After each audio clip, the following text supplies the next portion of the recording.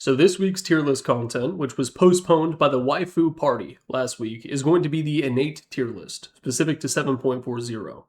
Now, if you don't know what innates are somehow, they are a passive or ability that your hero is born with. They come out the womb, out of Gabe Newell himself, already having access to this power of some sort.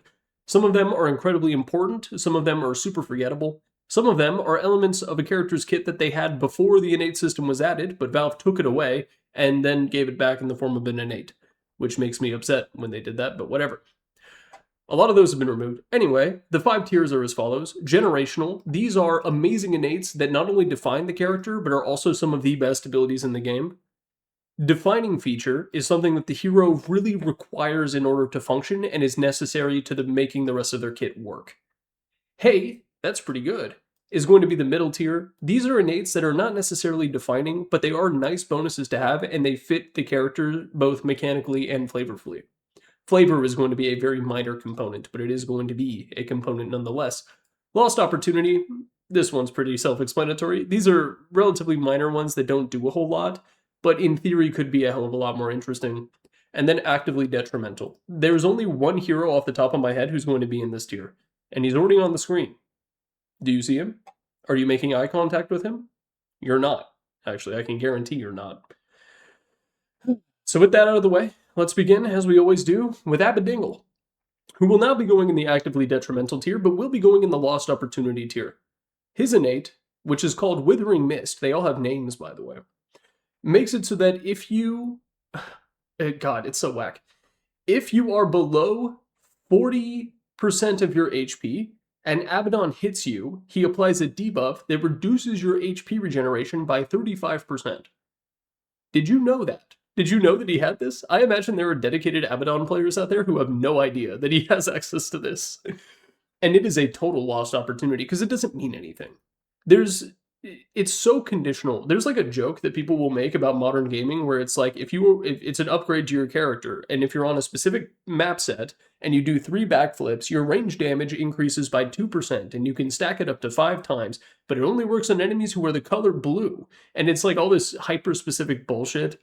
A lot of games have sort of adopted that stance. Genshin Impact and Warframe are the two that come to mind. Abaddon, not so much. Or Dota, not so much, but Abaddon is like the closest. This is the closest we have to that absolute bullshit in Dota. Is hyper-conditional minor status effect afflictions. I mean, 35% HP regeneration reduction is significant, actually. But it's not enough to make you be like, oh, okay, they have a Necro, or they have a Huskar, it's fine. We'll wait till they're below 40, and we'll let the Abaddon right-click them, and then it'll work. That's stupid. So he's going to go in Lost Opportunity. He could have something a lot more interesting. I'm not going to be theory crafting the people who are in here. There's no point to it. Alchemist, generational. His innate is Greevil's Greed.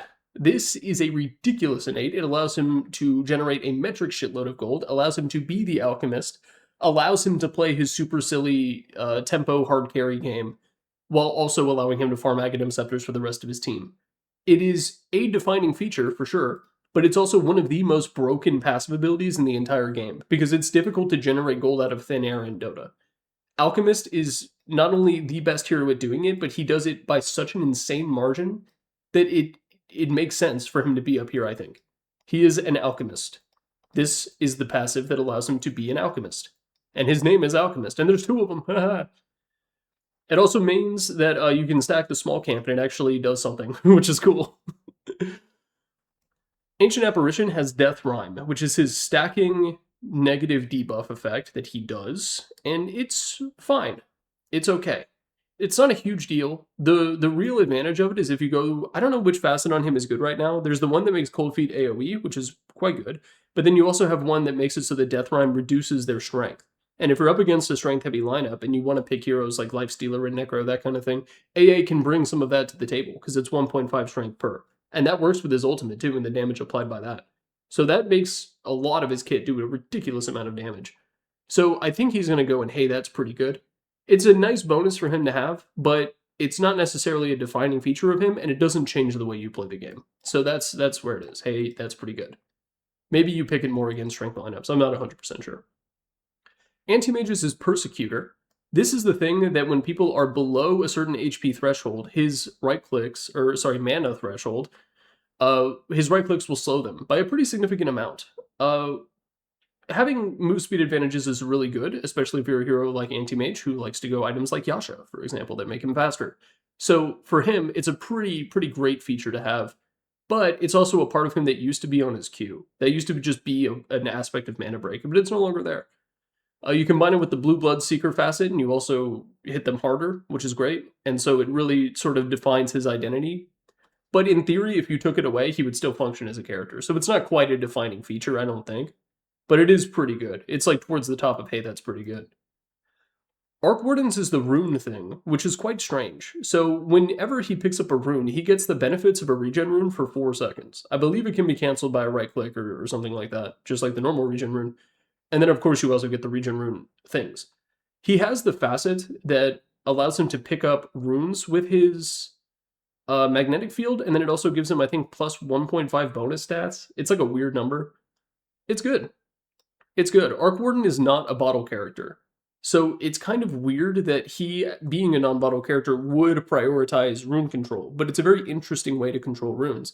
And then it also works on the clone. So in theory, once you hit 6, you can go and preemptively put down magnetic field on both rune spots, and you get it guaranteed. It's sort of a better version of Oracle's Innate that we're going to be talking about later. But it's not as predictive, and there's a bigger opportunity cost for it, and it isn't a defining feature of him. It's just a cool thing that he benefits from. So it's cool. It makes him, as a mid laner, prioritize rune control despite not having a bottle, which is a cool thing to do. Axe. This is the Culling Blade stacks that he gets. There is a name for it. I am not going to know the names of the innates. That is peak Dota nerdery. You can talk to Owie2000 if you need to know that. I bet he knows. It's very good. I'm thinking about putting it in defining feature. The thing is, as far as the infinite stacking mechanics in Dota go, it's kind of a weird one, especially because he no longer benefits from using Battle Hunger scaling off of armor. Being able to convert defensive stats into damage is a very, very powerful thing that is very rare in Dota. I think it's going to be a defining... Well, is it?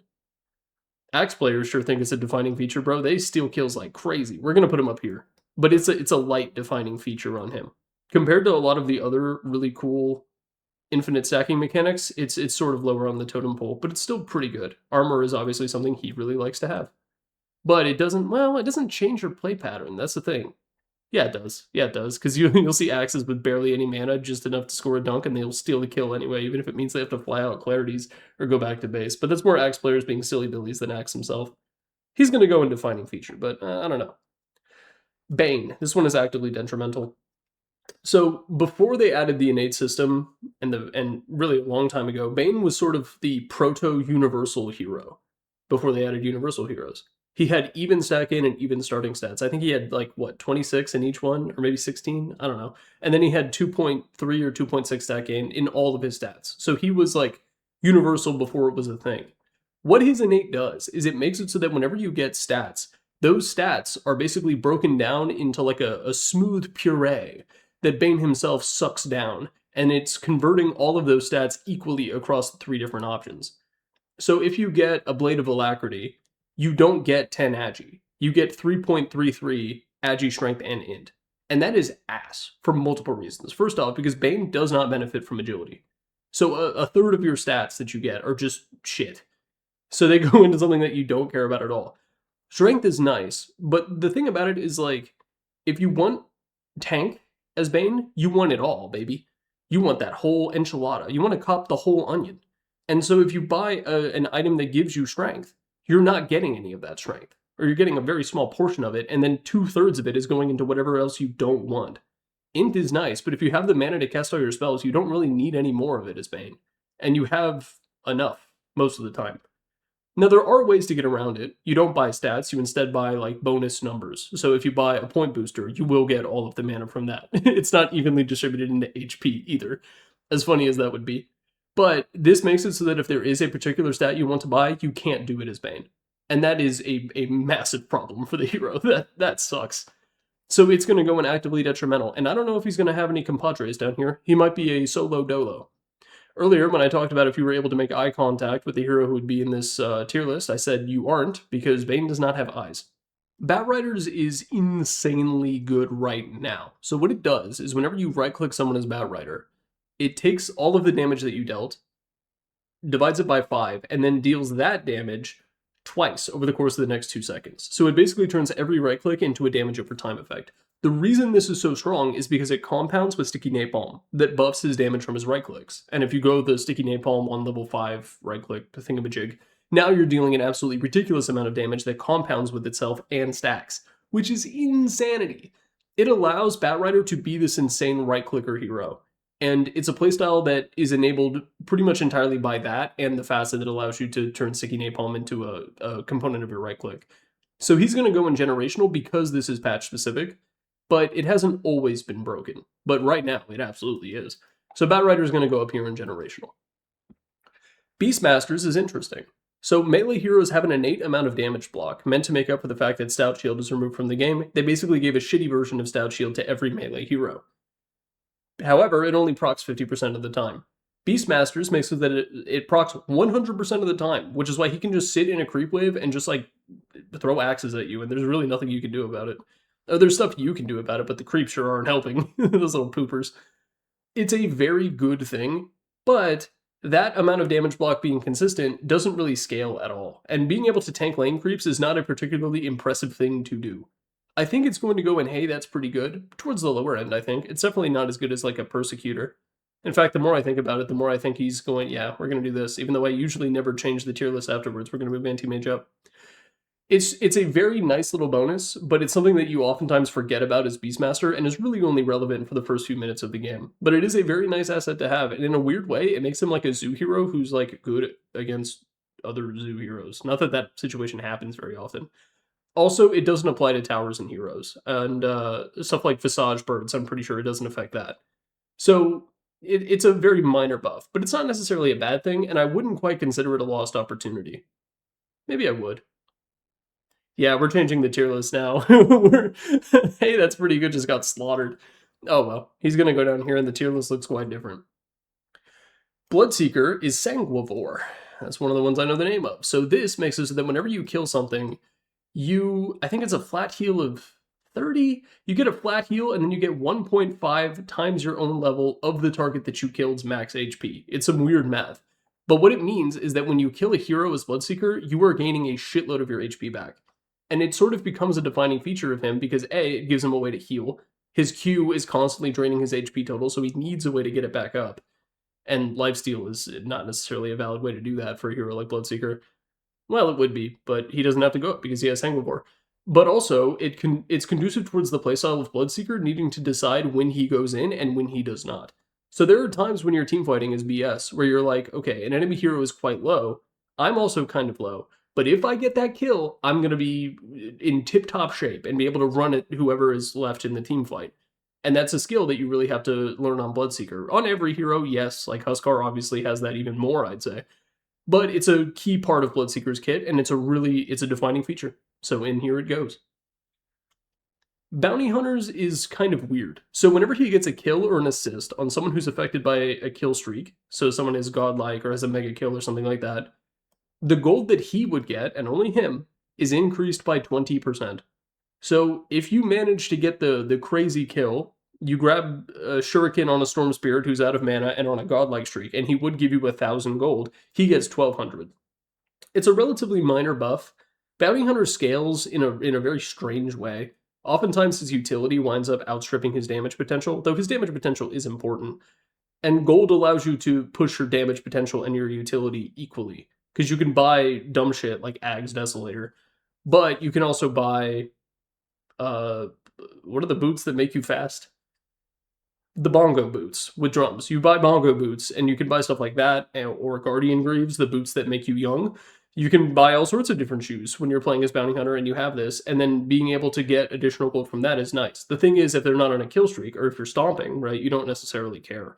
Also, I don't think it applies to the track gold. I think that stays as a flat number. It isn't multiplied by it, which isn't a huge deal. But it's an okay thing. It's a small bonus. It's a small bonus for him. And hey, that's pretty good. So Brewmasters was actually really recently added to the game. It's Liquid Courage. So when he's below 50%, he gains status resistance and then an alternating movement speed buff and slow. The math works out, I think, to where he's always faster, and the effect gets stronger the lower he is. I think it caps at 20%. It's a pretty interesting innate. I think it's quite strong, and it also plays with his shard, which is nice. I don't necessarily know if it's a defining feature, though, because the numbers aren't that great. And also, when you are using your ultimate, which is your actual defining feature, you don't benefit from this. So it's going to go in, hey, that's pretty good. It's not bad. It's okay. But it sort of encourages the playstyle with Brewmaster of like using up the whole hero. So you want to go in and you want to tank a bunch of spells and damage and then pop your ultimate, which could be a risky thing to do. But this encourages you to take that risk and have some liquid courage. It's a flavor flea. It's a slam dunk. It's going to go here. It adds the thing where he speeds up and slows down, which it always feels really wonky to use. So it's going to go here. Bristles is funny. So he has a damage buff and debuff duration buff of only 10% towards enemies who are behind him. I think it's meant to reinforce, well, it clearly is meant to reinforce his status as someone who wants to be facing away from his opponents, and he has components of his kit that highly encourage that, such as the ability that he's named after, or is named after him. Jury's still out on that one. I think he's going to go in Lost Opportunity, though. It's a very small buff, and it's something that he already wants to do anyway, and this is another one, kind of similar to Abaddon, where you can be a Bristleback player and not even know this exists, and it doesn't make a difference. So it's going to go here in Lost Opportunity. It makes sense flavorfully and mechanically, but it's super low impact and no one cares. Brewmother has, I think it's called Mother's Milk or something like that. Spiders don't have titties. This makes it so that whenever you kill something as Broodmother, either as yourself or with your little babies, it creates a heal over time effect equal to 0.5% of the target's max HP, and it's a heal over time. You know, it's like a really poopy version of Bloodseeker's passive, and healing the spiderlings it matters when you're jungling, but it's also whenever you're interacting against enemy heroes, the spiders are in a binary state of alive or dead, and so healing them doesn't really matter. And also, Broodmother herself has access to incredibly powerful lifesteal off of Insatiable Hunger, so it's kind of weird to me how redundant it is with her kit. I can't think of an innate that would be better, but I do think that Broodmother is ultimately going to go in Lost Opportunity. It's not bad, but it's also not great. Centaur Warrunner is pretty funny. So what his does is his HP passively increases at a rate of 30 HP every 2 minutes that elapses in the game. It does not include time before the horn, sadly. I think it's pretty good. It doesn't give him strength, right? Which would matter for the purpose of Retaliate and Double Edge and... does the damage off of his ulti scale based on strength? I think it does. So you got that going for him as well. But being able to just give him more HP is conducive to making all of that other stuff better. Because that means that like the damage you're doing to yourself off of Double Edge is effectively lower. And then also it's just like a passive 1.5 strength gain per second. Even though it's not strength. But it's like the HP you would get from strength. And that's a really great thing to have. Those kind of scaling over time stats are not really a thing in Dota, but Centaur Warrunner of all heroes somehow has access to it, and it's a very nice thing to have. It's a big part of why you look at a Centaur Warrunner from across the lane right after the laning stage, and he has 2,000 HP, and you're like, what?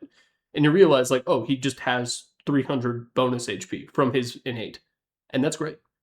In fact, I'd call it pretty good. So that's where he's going to go, in the middle here, next to Brew. Offlane buddies. CK's is pretty, I think it's a defining feature for him. So his innate makes it so that whenever he has illusions spawned off of anything, it can be a Manta, it can be an illusion rune, it can be like a Shadow Demon Q, it can be anything. His shard with his Chaos Bolt as well. There is a 50% chance to spawn an additional illusion. I believe that illusion copies the stats of whatever would be made. It doesn't get the juiced up 100% damage of his ultimate, but that's okay, I think.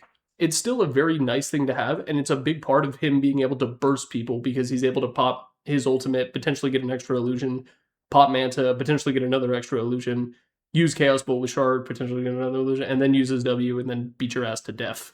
So it is a pretty defining feature of him that is conducive towards him, and it's a flavor slam dunk. So it's going to go up here in defining feature. Whole lot of red up here. Playboy Cardi. You know who wouldn't like Playboy Cardi is Chen. So Chen's innate is literally just his facet. It is the ability that allows him to summon the chosen type of creep that he has selected with his facet. So this is the actual button that you press for it. I think it is a lost opportunity because it doesn't do anything. It's sort of a remnant of when they first added the innate system and they were just taking parts of heroes and moving them to an innate rather than giving them anything new or interesting. The thing is, Facets and Innate happened in the same patch.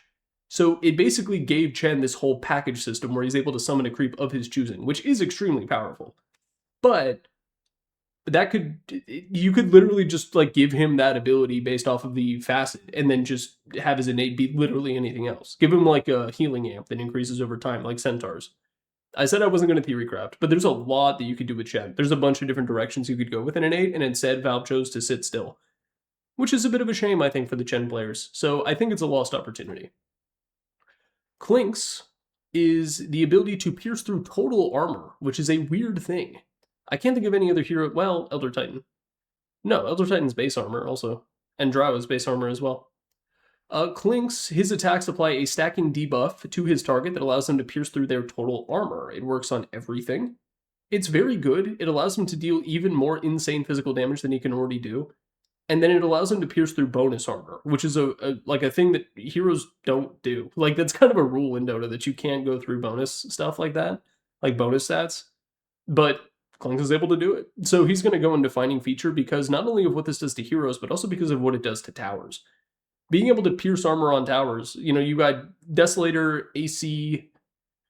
Are there any other ways to do it? There probably are, but Clinkz is one of the only heroes that can kind of do that sort of thing, and it's due to his innate, and it allows him to be a split push monster, a single target damage monster, and it's applied by the Skellies from Burning Army and his ulti and all that other stuff. So defining feature for him, even though it's fixed. When Clinkz first got reworked, it messed up, and it was dealing way too much damage or something like that. I can't remember what the glitch was, but it's the reason he was so broken for a while after 7.40 dropped. Clockwerk is pretty funny. It increases all of his outgoing damage based on how much armor he has. The ratio is pretty shitty. I think it's like 0.25% or something. So you get 4 armor and it's a 1% damage buff. In theory, it plays nicely with his meme facet, which is chainmail, I think, where he eats the clothes. That's a messed up thing to do, Clockwerk. But it's overall just like a general good thing. It's definitely not actively detrimental. I think it's kind of a lost opportunity because of how low impact it is. The numbers just are not high enough to make this an interesting innate. I can't really think of any kind of replacement. With Chen, there's a bunch of ideas that I could have. For Broodmother, it's kind of tough because she's already fucked up. Clockwerk, however, is fine as he is, so I think it's okay. It's alright, by the way, for some heroes to have like meh innates. It's not a huge deal. It's not a crime against Dota for that to be the case. Crystal Maidens is pretty good. It's actually kind of a defining feature. So, well, is it? I think it's going to go in, hey, that's pretty good. So what hers does is whenever she levels up her ultimate, she gets a mana regeneration amp by 25%. So I think it starts at 25, and then it goes to 50, then 75, then 100, which is a pretty good thing to do.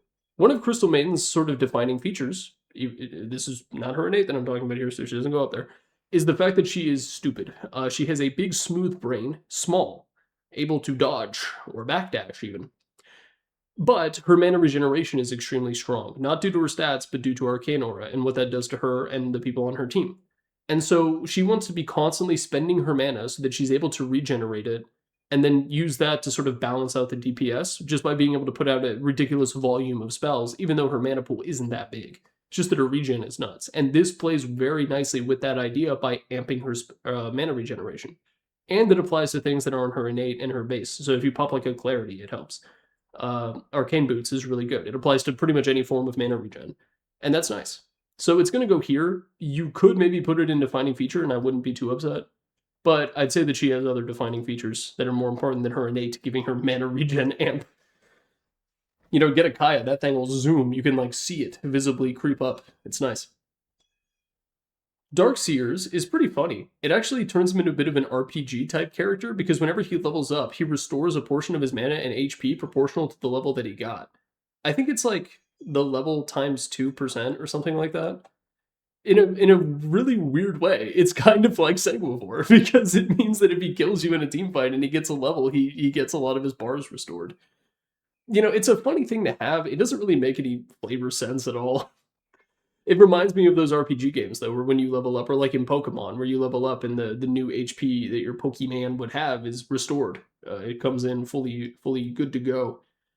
And in a lot of different games, you know, you level up, you get a full heal or whatever, which can come in handy. So it's an element of that being put in Dota. It's just funny. It's just a nice thing to have. And I don't mind Darkseer having it, of all the heroes. Like, I can't think of a hero who's better suited for it. So here he is. So, Dark William, D. Willie, she has a pretty interesting innate. So whenever she becomes untargetable, which is really just through Shadow Realm, I guess you can use Yules as well. Slark, Depth Shroud, Ag Shard, whatever. Her mana and HP regeneration are increased by 150%, which is quite a bit. This innate is the reason why Dark Willow mid can work, because you go bottle and you pop bottle and then you immediately go into Shadow Realm and then you just chill in there for a while and you get the equivalent of 2.5 bottle sips. Sippy multiplication is a thing that is really unique to her. I can't think of anyone else who really benefits from it in the same way. And it is a nice thing. It's really just a nice little upside. If you're playing in a side lane, you know, you can pop a salve and then do this, and then your HP is completely full, regardless of how low you were. And then I guess you can use it with a clarity, but the thing about that is, like, you're now spending mana, and if you're using a clarity, it's because you need your mana. But there's probably some fun little min-max things you can do with it. It's a nice little bonus to have, but it's also something that isn't really defining to her, and you can play Dark Willow completely fine without knowing about it. There is a little bit of a lost, or an opportunity cost if you don't know, but overall, hey, that's pretty good. Dawnbreakers is also going to go into this tier. So this one makes it so that whenever the map changes from night to day, she gains a damage buff and a vision buff, and it's weird. It's a weird thing to do. She gets 20% outgoing vision bonus, which is very nice, and then she also gets, I think, 25% max damage, which is a lot, because she does a lot of that. The sort of downside to this is that it only takes place every 10 minutes, which is not very, it's not very much. The good news, though, is that it stays for a while, and it slowly decays over the course of the day. So you maintain some of those buffs for a while, which is cool. I don't think it applies right when you spawn in, if Night Stalker went the Night Rain facet. Well, no. Yeah, because then the game starts in daytime. But the game goes from night to day very quickly, which gives her a nice little bonus to the early laning stage as well, which is good. But it doesn't change her play patterns. It doesn't really change anything about the way that you play. One could argue that the extended vision range makes it easier for her to, like, spot a gank, but, like, come on, bro. That's so sweaty. Dazzles is Weave. Weave is, like, I think Valve is trying to maintain an element of the old Dazzle, back when Weave was, like, his actual ultimate. So what it does is whenever he casts a spell, it will reduce enemy armor by, I think, up to 1.5, and raise the armor of nearby allied units by 1.5. Which is good. It's definitely not a bad thing. And Dazzle is going to be spamming a lot of his spells because Shadow Wave is a low cooldown. You're going to start the fight with Q and potentially a Shallow Grave very early on. Nothel Projection itself counts. And it's centered around the Ghost, not... is that true? I'm going to say it's true. It's centered around the Ghost rather than Dazzle's, like, actual body, which is nice. So it's not that big of a deal. It's not even really the thing that enables core Dazzle to be a thing. And making Dazzle, like, an armor interacting hero is, like, Valve kind of needs to cut that out. Like, it's no longer part of his identity, I don't think. So it's going to go in Lost Opportunity. But it's, like, one of the strongest and most impactful ones in Lost Opportunity. I just personally think that Valve needs to, like, cut it out with Dazzle being an armor hero. A hero that interacts with armor. Death Prophets is Witchcraft. Speaking of old elements of Dota heroes that are back, this might be a bit of a hello human resources moment. I actually think that Death Prophets is good. So the reason it's good is because instead of doing a very minor amount of armor change, it gives her movement speed, which is really important for her because of both Spirit Siphon and her ultimate, and it also gives her cooldown reduction, which is a crazy stat. That is of all the stats in Dota, that is a premium option. So she's able to get, like, this and Octarine and basically spam her Q on, like, a 2-second cooldown, which is a very good thing to be able to do. So I think it goes up in defining feature. Even though it is an element of Death Prophet that was removed from the game for a long period of time, the stats that it gives you are so good for you specifically that it is really nice. There are some heroes that wouldn't benefit nearly as much from that kind of thing, like an Anti-Mage, for example. But Death Prophet, having ways to take advantage and convert movement speed into offensive abilities, Very powerful thing to do. And she has a way to get a bunch of movement speed for free. It's going to go in defining feature. Disruptors is the thing where when you deal a certain amount of damage, he shoves you away a little bit. It's not good. Disruptor is a bit like... a little bit like the Spiderlings in the sense that he exists in a binary state. He, outside of Glimpse, which is like a mid-defensive tool at best, doesn't have access to any defensive tools. This is meant to shore that up, but it doesn't really result in that sort of thing.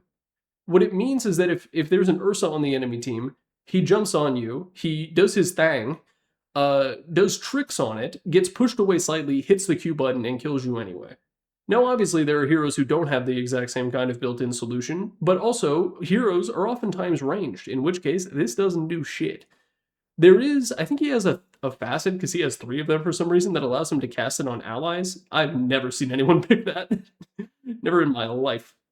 But it's also not bad, and I don't think it's necessarily a lost opportunity. It sort of hurts his identity a little bit as being so vulnerable, because if you can kill him in the time it takes for him to glimpse you back, then he's just dead. There's nothing he can do.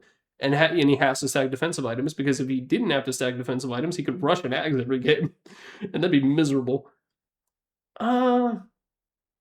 Borderline lost opportunity, but there are funny situations. I just in a game I played the other day, I had a disruptor on my team, and the enemy team went on him, and they were in such a position that they got shoved like over impassable terrain. They got like pushed off a cliff, and the disruptor got to waddle away on like 100 HP, and that was funny.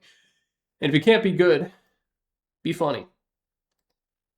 Doom's is a pretty funny one as well, actually. His innate makes it so that whenever he's attacking someone who's below his own level, he deals 25% more damage.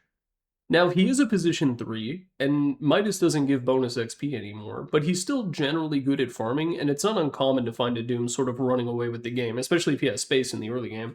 Devour is strong, and having a lot of gold obviously leads to having more XP. So I think it's... is it though? There's so many more cooler things it could be. Like, it could be something like related... It's kind of a form of level death, but like not really. It could be a much more interesting way to affect Infernal Blade or give that like an interesting status effect. It could be something that interacts with Doom as a spell. If they want to like put more on top of that already ridiculous spell, you could do that. Doom himself is like just a pretty shitty hero right now, which doesn't necessarily help. But oftentimes what this means is that in games where you're even a little bit behind, it doesn't do anything unless you're going on supports and you're a Doom. You want to be going on like the enemy carry so you can Infernal Blade him for the HP burn and then Doom him. So it sort of goes against what he wants to be as a hero, but it's not actively detrimental. It's just useless in the vast majority of cases. So he's going to go here in Lost Opportunity. But there are games where it really does matter. Right-click Doom isn't really a thing. You just kind of bonk them with Infernal Blade and then go to town, so. Dragon Knights is it's a defining feature for sure. So what this does is it's an innate that scales with this level that gives him bonus armor and also HP regen, which are things that he really likes. The really old version of Dragon Knight used Dragon's Blood, which was a passive ability that he had where you would have to put levels into it, but it gave you a lot. I think it was like 11 HP regen and like 11 armor or something like that. The numbers changed quite a bit over the years. But being able to have access to that insane amount of very passive regen, he's sort of like the core Crystal Maiden in the sense that like if you're playing CM, you have ways of solving your mana problems in order to remain active. As DK, you're getting, you're at level 10 and you just have like over 20 HP regen by default, which is nice, and a shitload of armor, which helps you a lot against physical damage. It also helps you a lot because oftentimes as DK, you're leaning against a ranged hero, which means that they can pepper you with their shots. And this allows them to withstand those volleys even better. It's a defining feature of the hero for sure. It is an element of the hero that used to be on there for free and got shaved away and re-added as an innate, but it's DK, so it's fine. It's John Dota. You gonna be mad at John Dota? Drow Ranger. This is Precision Aura. This is a generational, for sure. So what this does is it levels up with her ultimate. It makes it so that every single point of agility that you get is more agility, and it goes all the way up to 16%. And this is a hero that regularly gets above 100 agility, thanks to both her innate stat gain and things like Butterfly and Dragonlance and Manta. She loves Agi because she gets more Agi per Agi. So you can wind up making this relatively small-looking bonus into like 30 bonus agility that impacts her attack speed and her damage and her marksmanship damage and her armor.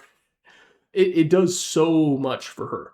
It's marksmanship is like arguably her defining thing, but you could make a very, very solid argument that her innate is the actual juice of the hero. So it's going to go here. And I didn't even mention the fact that it works with her allied range heroes, because they get 50% of the bonus that she herself gets. It scales off of her own agility. So if you have other range cores, or even just like supports who were ranged, you can make a Witch Doctor hit a tier 1 and make it mean something as Drow Ranger in the early game. And then later on, it helps with sieging. You know, it doesn't have the active component anymore where you can spam it and give it to range creeps all across the map. But it is a very, very impactful innate that affects not only her, but her team across a wide variety of circumstances. The only downside is it doesn't work on melee heroes, but that's fine. Those guys are stinky. Earth Spirits might also be, yeah, because this is his Bodhi boy, or Boulder Boys, not his Boulder Boys. That's Wraith King. This allows him to set down those Terracotta Warriors and interact with them, and that is a really, really good thing to have. It is a portion of him that was originally just a thing that he had, and they cleaved it off and made it an innate, but I think this is one of the things that inspired Valve to make the innate system, because of how impactful this is, and how weird it is to have been a basic ability rather than just something he gets for free. The quantity is quite good, the ways that you can interact with them are myriad in nature. The paths are manifold when you play a hero like Earth Spirit, and his innate is what makes them so. So he's going to go up in generational, but he's probably a little bit lower than the rest of these, because this really is just something he should have. Earthshakers is Slugger. It's very good. It's a big part of why Earthshaker can be such a menace in the lane, because it lets him be Templar Assassin. It gives him a Sideblades type thing going on, because he can align himself with you in the lane, and whenever he gets a last hit, and the projectile speed is so fast that you just get slammed with a corpse, and you wind up taking a bunch of damage anyway, even though you are trying to play it safe. And it gives him a way to interact with range heroes in a fascinating way. And God forbid, he kills a creep wave, and the entire creep wave goes into you, because now you're taking a shitload of damage as well.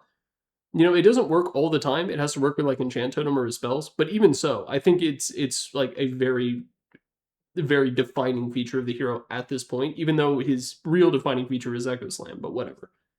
It's so strong. It's so strong. He's here. Valve, please keep nerfing.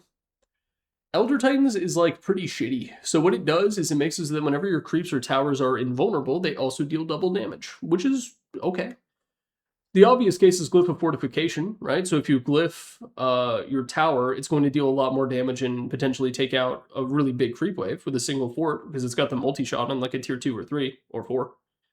But the other way that you can make it work is with Roshan's Banner. So if you put down Roshan's Banner and you have an Elder Titan on your team, those creeps are actually going to do real damage to the tower, which is a really good thing to have because they're also invincible. Of course, the enemy team can still aggro them away, and then they're no longer hitting the tower, they're outside the range of Roshan's Banner, and they don't deal double damage anymore. But being able to just have that fun little thing is good. The problem with it is that it never matters. No game has ever been decided by the Glyph of Fortification. It's only like it's one of those things where it's 90% of the time it's a win or a lose less situation, which is not good. Losing less is rarely a powerful thing to do in Dota, because if you're using your glyphs, that means that they're sieging your towers and dealing damage. And if it's a tier 3 situation, yeah, it's clearing out the creep wave, but there's going to be another one pretty soon, and there might not even be enough time to deal with backdoor protection. Plus, the tower attack speed and projectile speed is so slow that it might not even clear it out, even with double damage, because it's going to be sending shots that don't go anywhere or do anything. You know?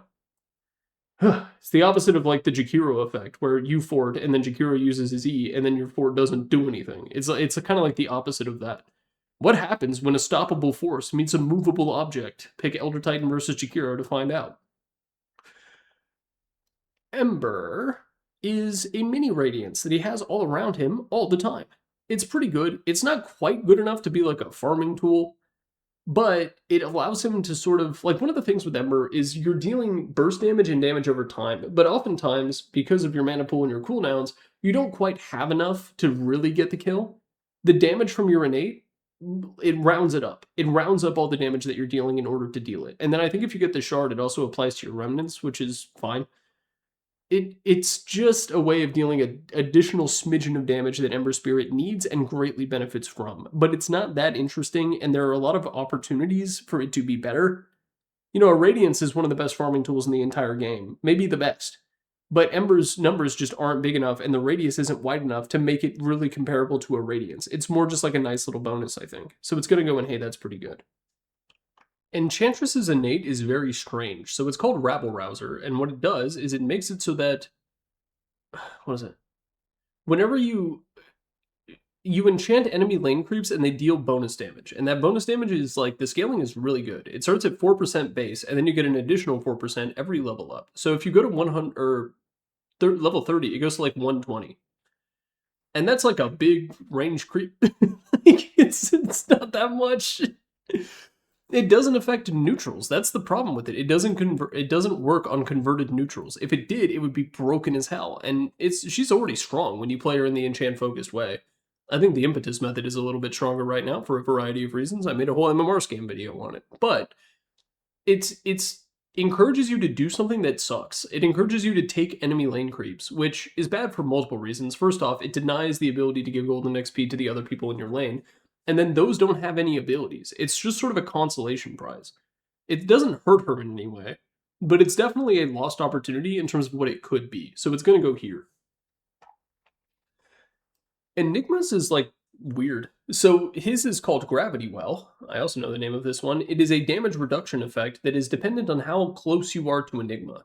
So it's almost like Spectre Dispersion, but in a weird way. So if you're close to Enigma and he's level 18 or above, you can get 16% damage reduction, which is a really good thing to have.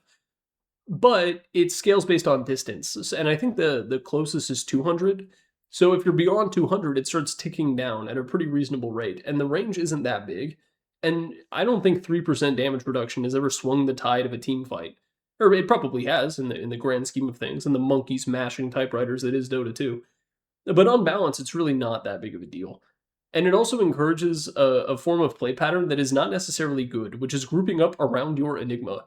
The Enigma sort of wants to be over there, while your team is all trying to bait an enemy initiation in order to set up a black hole. And there's also a lot of reasons why you just shouldn't be next to each other in general, if the enemy has an Earthshaker or something on their team. Or like a Lich ulti, and you have to Delta split. It encourages like a bad habit.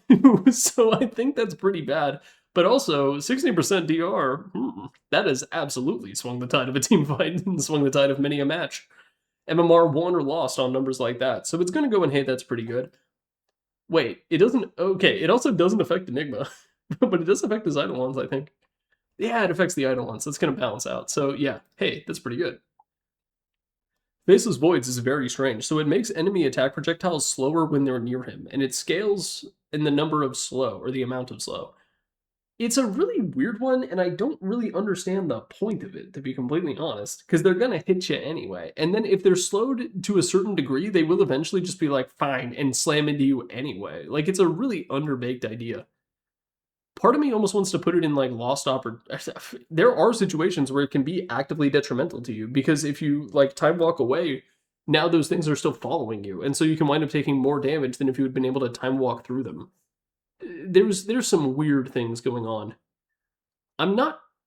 Is it actively detrimental? I can't think of situations where it's good. It's like a very slight damage delay from enemy range cores, and it does work on towers, but it doesn't affect melee heroes in any way.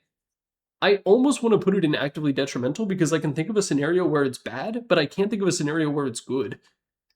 I'm going to put it here. I'm going to put it here, and it also doesn't work on spell projectiles. If it did that, it would, first off, make it impossible to Manta dodge anything. Oh my god. Then it would be probably pretty good, because there's spells like Skywrath Arcane Bolt or Necrophos Death Pulse, where the projectile itself being slow is part of the balance of the ability, and if you could make it even slower and run away from it as Faceless Void. You know, you've been in those situations where the Necrophos thing is chasing you and you're at like 50 HP and you're like, please don't touch me, please don't touch me. And you have to like run back to the fountain before it gets you. If it were that, it would be good. But I think I'm going to put it in actively detrimental, but I am also willing to admit that I don't understand what the point is. So I'm going to put it here. Why does it scale? Grimstrokes is, like, fine. So what it does is it makes it so that when you attack someone as Grimstroke, they leave behind a trail of ink that gives you vision of them for 4 seconds. And that's alright. Yeah, that's all it does. It encourages you to right-click as Grimstroke. I guess that's kind of bad. Gyrocopters is Chop Shop. He's had this one ever since Innate came out. It allows him to disassemble almost everything in the game. There are a small handful of exceptions like Divine Rapier, and I think there's another one that I can't immediately remember. I've always thought to myself, like, man, this is broken. People are going to find ways to break the game, and people never do. People never do. The best idea that I've seen is people disassembling Butterfly in order to build Swift Blink, and those are two items that I don't think are particularly good on Gyro to begin with. But the idea is that you bait them into buying an MKB and then you disassemble it and buy Swift Blink. But there is still an opportunity cost because you have to sell items in order to do that. Like, there's really... When you buy an item, it's because you want that item. So being able to disassemble it is like, who gives a shit? You know, you could do, if you keep your Chrysalis around long enough, you can disassemble it to build Satanic slightly faster, but then you also have to build another Chrysalis because you need a Daedalus on this hero. Like, there's just so many situations where it sounds like it would be good, but in reality, it is fucking nothing. And being a nothing burger doesn't help you.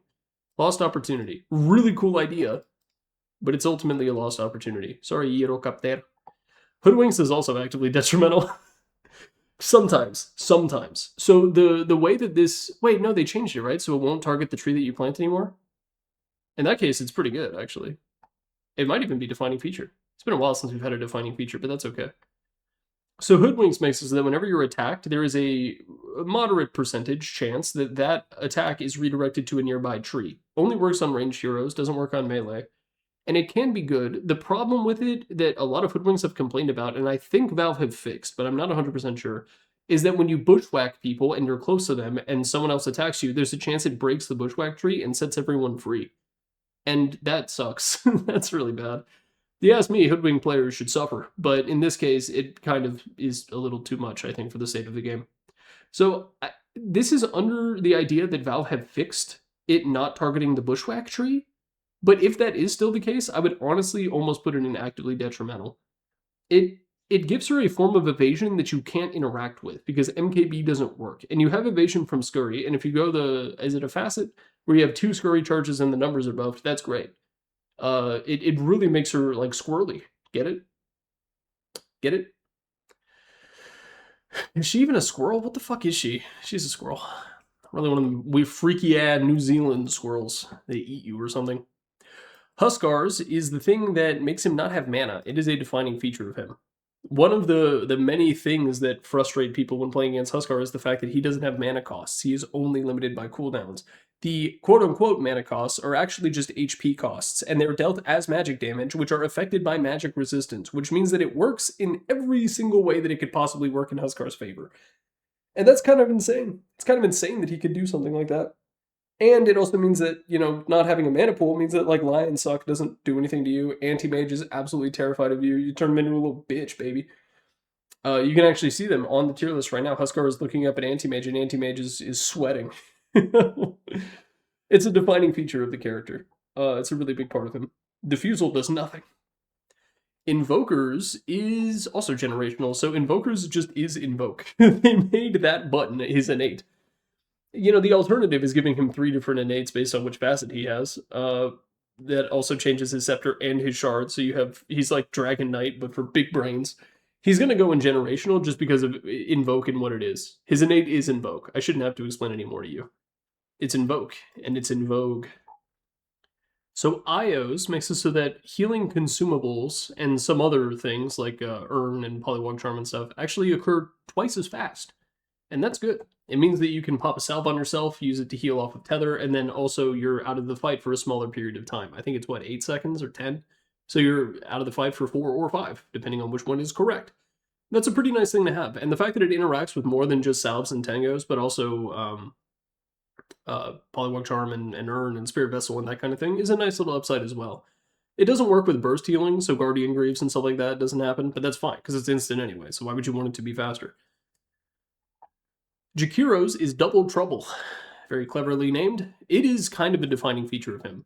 So it makes it so that his attacks are split into 2, so they count as 2 attacks per. It's a massive part of why Jakiro is such a broken hero. Right now, he is absolutely broken, because you pick the facet that reduces his attack damage, and you become a monster in the lane. You're really good at hitting towers. That's mostly it. You can farm faster with him. But being able to attack twice with every attack does a lot of interaction. So first off, you can deward with just a single attack, which is a difficult thing to do, because I don't even think Weaver can use Geminate on wards, but you have access to it for free all the time. It also allows you to kill couriers. And stuff like Phoenix Egg and Tombstone and TA Refraction and anything that cares about quantity rather than quality of right clicks, that is something that Jakiro constantly excels at. It basically doubles his attack speed but halves his damage, and even then having your damage isn't really true. So there you go. It also allows his shard to function, where you can use both of your liquids at the same time. Oh my god, what a gross way to say it. You get the idea. Juggernaut gives him 12% bonus damage against anything that is facing him, which is weird. It's okay. 12% is not necessarily huge, but I think he has the talent at level 10 that buffs it by 4% and goes up to 16, and the damage is always applied during Omnislash. So you not only get bonus attack speed during it, but you also get bonus damage, which is nice. It's fine. It's fine. It's good. Works against creeps because they're facing you all the time, which is nice. How am I going to mess up his name? Keeper of the Keeper of the Light. His makes it so that he cannot go below 75 mana, which is fine. It allows him to always cast Chakra Magic. He can never run out of that, but that before he had this, you just wouldn't do it. You would just use Chakra Magic on yourself, wait the very short cooldown, and then give mana to whoever else you wanted. There are some highly specific situations, such as like Anti-Mage, where it's like kind of good, but 75 with that kind of mana pool, he still hits Mana Void and you die. So it doesn't really do a whole lot. It just always ensures that you can have the mana to cast Chakra Magic and keep that cycle going. But it's not a big deal. It's not a big deal. Kez is the ability to switch disciplines. Has to go in generational because Invoke is up here, and he's the melee Invoker, guys. It gives him access to 8 different abilities, which is very strong, and 2 different forms of right-click, which are situationally useful, even though the katana is pretty much always better. This one is pretty self-explanatory. It's going to go in generational. It interacts with his Aghanim Scepter and his shard, maybe, I don't know. Kunkka's is the Admiral's Rum. It makes it so that when he's below 65% HP, 20% of the incoming damage he would take is delayed and dealt as damage over time over a period of 6 seconds. It also gives him a movement speed buff. Did you know? Did you know that Kunkka gets a movement speed buff? You know, part of it is it's a major contribution to the fact that Kunkka feels so tanky all the time for no reason. He really shouldn't have any armor. And his strength gain is sick nasty. Sinna. And then he also deals a shitload of damage, and his HP is nuts, and it's a nice little compliment to something that he already does, but it's not necessarily a defining feature. And you're still going to take the damage. It's just over a period of time. But 6 seconds is long enough for you to mash all your buttons and die if it really comes to it as Kunkka. So, hey, that's pretty good. Largos extends the duration of buffs that he applies to his teammates, which is a pretty good thing to do. You know, because it applies, being able to use Spirit Vessel on a teammate and it heals more. It doesn't just stretch out the period of time they're being healed by the same amount. That would be actively detrimental. This increases the total duration of it, and the healing per second remains the same.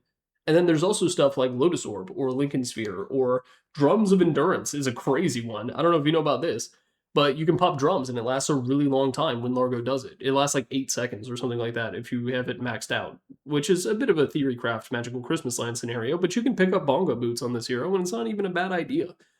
His ultimate is sort of designed with this in mind, so it doesn't really buff his tunes that much when he's running around jamming, but all the other items that he likes to pick up, and then you can go an Aghanim Shard, and then it applies to you as well. So, you know, you buy 1 Lincoln's, it's effectively 2 Lincolns for your team, because you can always have it on someone else. Lotus Orb is also kind of the same. So, it's going to go here, and hey, that's pretty good. Legion Commanders is Outfight Them. Whenever she's attacking someone who is equal or above her level, kind of the opposite of Doom, her health restoration is improved. Which is a weird stat that, like, if it was anything else, it would be nice. If it was, like, attack speed or armor or, like, God forbid, it's damage. If it were pretty much anything else, it would be good. But it's ultimately a lost opportunity because health restoration is not something you particularly care about.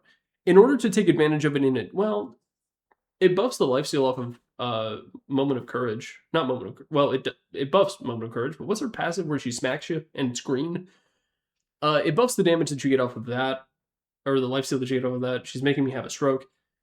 But the only way to benefit from your primary source of healing, which is Moment of Courage, is to use this and then blink in and duel. And, like, that's not that impactful, I don't think. So it's going to go in Lost Opportunity just because health restoration is, like, the least important stat that you need to think about as LC. Leshrax is amazing. Whenever he levels up, he gets 0.75 spell AoE increase, which is a big deal for pretty much everything in his kit, except for Lightning Strike. But even Lightning Strike benefits because the seek range increases, which can matter.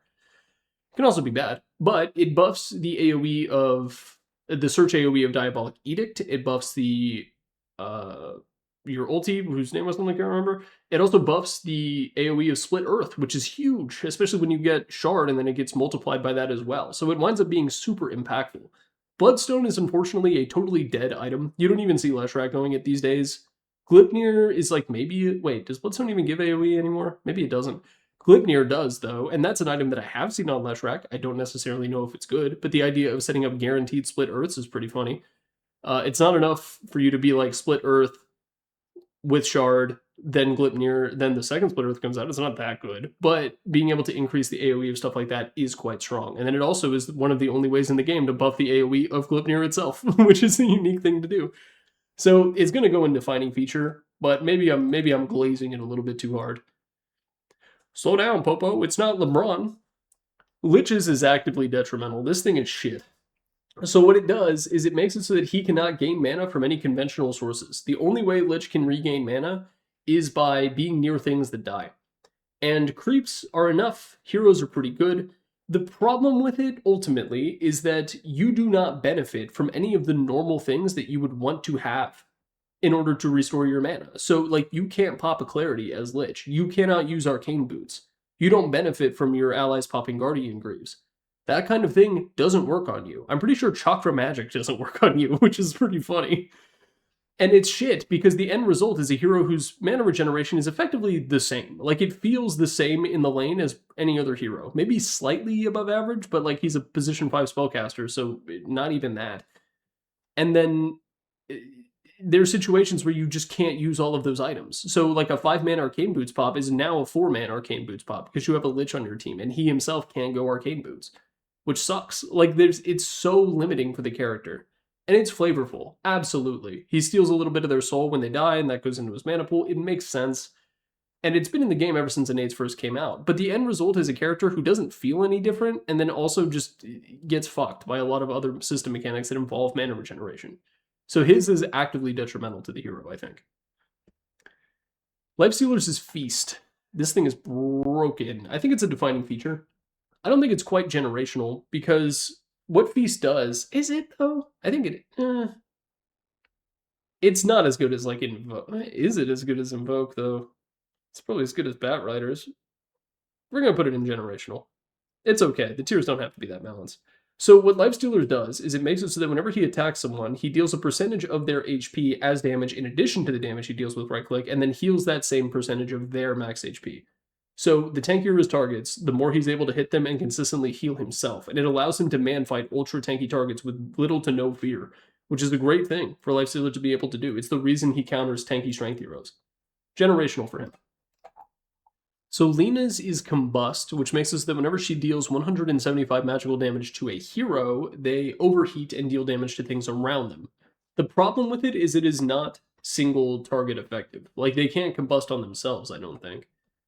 And overall, it's okay. It's fine. It does reduce damage to illusions, which prevents her from being like an anti-illusion tech any more than she already is. Right? You Dragon Slave through a crowd of PLs, and now you can maybe figure out which one is real. Maybe not, though.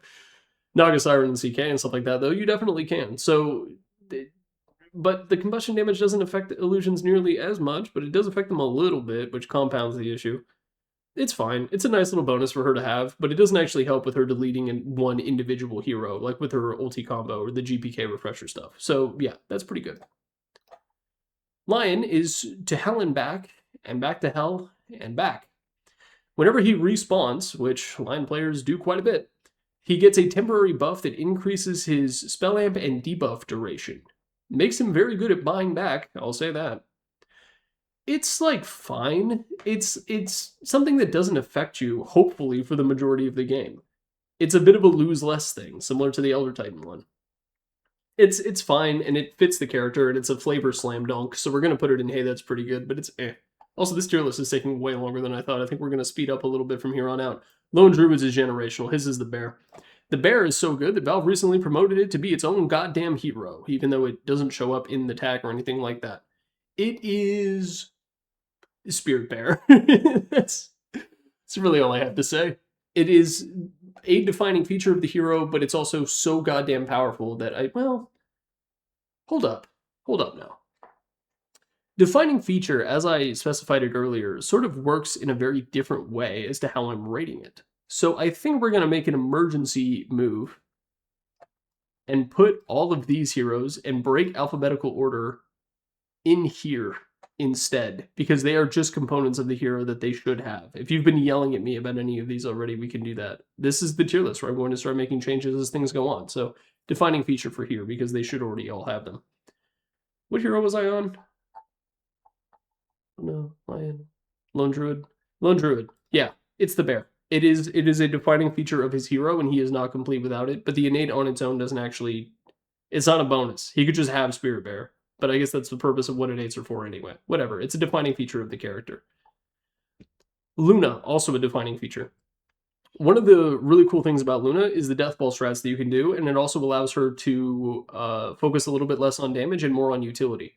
You can go dataless on Luna, you absolutely can, but because you have all of the bonus damage that you get from Lunar Blessing that you're also applying to your teammates, it oftentimes is more worth your effort to go like an MKB instead. Or you could even maybe justify Revenant's Brute, because damage is not your top priority as Luna.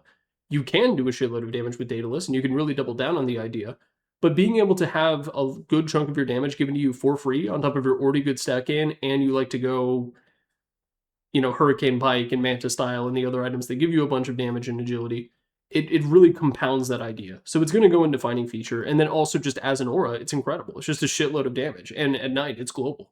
So it's very good. Lycan's is funny. It allows him and his wolves to deal additional damage to to neutrals. And I think it's 2% per level, which is good. It allows him to jungle very well. Do not play jungle Lycan, but it's really just a small bonus, so it's going to go here. Another one that you don't necessarily need to be aware of in order to play Lycan effectively. Magnus's is very weird. So what it does is it grants him slow resistance, which is a big deal. Slow resistance is very strong. The thing is, he already has methods of getting around slow resistance because he has Skewer, which is not affected by movement speed slows. It also gives him it's a bit of a lost opportunity now that I'm really thinking about it, because the other half of it is it gives him knockback resistance. But like, who cares? Like that, Valve keeps trying to push knockback resistance as a thing, but the only heroes that consistently give knockback are like Sniper once he gets a level 25 talent, Spirit Breaker whenever he bashes or charges you or ulties you, and then Flame Break and Blinding Light. And like, those are the only, I can't think of any other ones off the top of my head. Knockback is, and I guess Disruptor's innate is also a knockback effect. And like, who's complaining about the displacement from those spells? It's not a huge deal. And they still displace you. That's the other thing, is you're still getting moved. It's just a little bit less. When really, it's more of a binary situation where you're not mad about how much you got moved. You're mad you got moved at all. If it worked on like Vengeful Swap, then we can talk. But until then, knockback resistance is like a meme. Please stop pushing it, Valve. Mars gives him bonus HP regeneration, 70%, which is a lot, when he's being outnumbered by enemy heroes near him. This accounts for his allies as well. So if you have a support near you, but there's 3 enemy heroes near you, it still gives you the HP regeneration. It's a big part of why Mars can be so reliably left on his own to his own devices as a pause 3 and opens up the position 4, because once you get some HP regeneration, it's 70%. That's a ridiculous amount. But it's also not a defining feature, because it's just like a nice thing to have. I think as in, hey, that's pretty good. The effect is quite strong, but it doesn't change anything about the way that you play, aside from opening up your position 4 a little bit earlier to roam. You also don't go Vanguard on this hero, so you don't get a whole lot of really strong sources of HP regeneration. If it worked on mana, you know, it'd be pretty good, but there's a reason a lot of Mars players go Yules these days. Marcy's is fun. I like Marcy's. Marcy gives couriers additional levels, increases their HP total by 1, and then also she can snap her fingers and summon the courier right to her. The reason this is really good is because if you're playing as a core Marcy, or even as a support, once you get your BKB, you don't have to wait tenuously while the courier creeps its way to you. You can just have it, which is really good. And it's got I think a 4-minute cooldown. And that's like enough that you can pretty much always reliably get your next big power spike item instantly. And you don't have to worry about your courier dying as much, not only because it has more HP, but also because it gets instantly teleported to you, and killing couriers on the way back isn't as common of a thing, because it's obviously going through territory that you're more likely to control. But you can also do an emergency delivery to your courier right in the middle of a team fight, which can sometimes be a relevant thing to do, and a cool play when it happens, though it isn't always the case. I think it's, hey, that's pretty good. It's nice because it prevents melee heroes from being able to one-shot couriers, which is nice. And Jakiro from being able to one-shot couriers. Medusa's mana shield is a defining feature. It is the true polarizing aspect of Medusa. There are many, many, many downsides to having mana shield. In fact, part of me thinks it's like actively detrimental to the hero. You know, before they reworked it so that Medusa has 0 strength and 0 strength gain, mana shield was just a cool way of making her tanky. But you could still benefit from buying items like Satanic, for example. Now, Satanic is not an option for you. Building HP is not an option for you. Because if you have 0 mana, even if you have like Butterfly and Scotty, you're still going to die because you have a 3-digit number of HP. You know, really late in the game, you will get up to like 12 or 1500, but even that shit is like not enough. So I think she's going to go with Mana Shield as a defining feature, but I could literally monologue for hours and years about Mana Shield and what it does. And when the Medusa video comes out, first off, I got plans for that one. You are going to hear me rant about Mana Shield and how it impacts the hero. Scales like crazy, though. Scales like crazy, though. Can't regen, though. Meepo. Meepo's is Sticky Fingers, which gives him an additional neutral item choice, which is fine. Fine. Makes sense. I don't really understand the flavor. I get that he's a kleptomaniac, but neutral items themselves are a bit of a complete flavor fail in every way possible, so it's okay. It's okay for the innates to interact with them to also make no goddamn sense. Morana's is Celamene's Faithful. It makes Lotus's 50% more effective when used by her or her allies. It's pretty good. It's a nice little bonus. It assumes that you have Lotuses in the first place, which is a bit of a ring to jump through, but a relatively small one. I think it's pretty good. The burst of Lotuses can really do a lot to deter kill attempts or ganks or anything like that, all on their own, and having an additional bonus from them, and sometimes you just pop a Lotus casually, and it's nice to get more mana from that. So it's fine. It's good. Flavorful. I think it's an anime reference. Not that I would know. Monkey King's is Mischief, which is also really good. Is it a defining feature? Maybe. The thing is, Mischief is like primarily a meme. Like, you never see... The idea behind Mischief, right, is you disguise as a tree, an enemy hero walks past you and it's just like, tree. And maybe they try to use a tango on you, and then it's like, surprise, I'm Monkey King.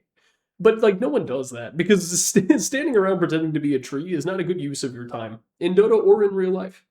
So I think it goes in here. The reason that it's here, though, is because you also get a 0.1 second damage and vulnerability whenever you use it.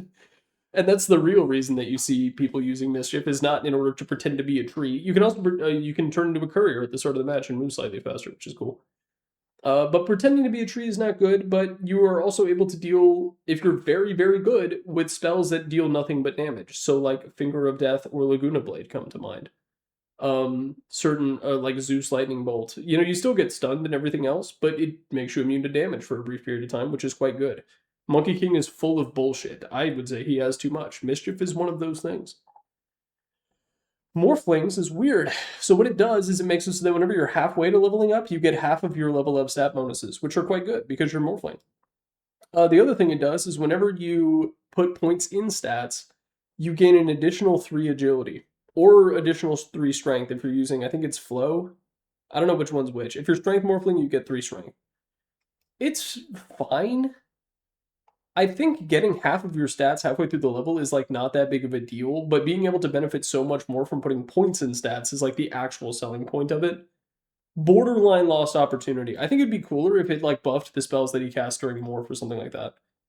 If I can think of a cooler alternative within like 2 seconds, I think it's a lost opportunity. So it's going to go here, but it's like at the top of Lost Opportunity. It's not that bad. Muerta's is pretty cool. Borderline defining feature, but I don't... Okay, so what it does is it makes it so that when she's ethereal or anyone else is ethereal, she can still attack, and she can still attack ethereal units. So stuff like, woe be to the position 5 who thought buying a Ghost Scepter against Muerta would be a good idea. They're just going to die faster. Her being able to attack during her ultimate is kind of just built into her ultimate. I wouldn't put the congratulations for being able to function towards her innate. So I don't quite think it's a defining feature. It's only a defining feature if you accept that, like, Valve would make an ability that turns you into Muerta ulti, but doesn't allow you to right-click. If you live in that universe, then I guess it's a defining feature, and you have to pop BKB in order to prevent you from being ethereal so that you can attack. Sort of tripping over its own feet in that capacity, but hey, that's pretty good. It's nice. It's funny seeing someone buy a Ghost Scepter and you just wail on them. And there's some tech, right, against like Necrophos or Leshrac. There's some opportunities where it's actually pretty good. Naga Siren gives her 8% evasion for every illusion near her, and that's pretty good for a couple different reasons. First is because a lot of times the idea of dealing with a cloud of illusions is you cast one AoE spell, you're able to determine which one is real, and then you hit them with attacks. This makes that not an effective thing to do, because she gets so much evasion by default, because she can also pop Manta and benefits from that. So she can have, like, what? She can have, like, what, 56% evasion? Just by using her Q and Manta? And that's great. That's a great... 56% evasion is, like, borderline Phantom Assassin tier. Though, obviously, you don't have a lot of the things that make Phantom Assassin such a great hero. She's gonna go down here and hit that's pretty good. It's fine as it is. I think it's called, like, Slippery Skin or something. It was weird, but whatever. Nature's Prophets is a percentage-based bonus to his attack damage relative to how many trees he's next to. When you look at his base stats at level 1, you think to yourself, wow, he doesn't hit that hard, but he's got a Blightstone. Curious, liberal. And then he stands near trees and right-clicks you for 75 damage, and you're like, what? How did this happen?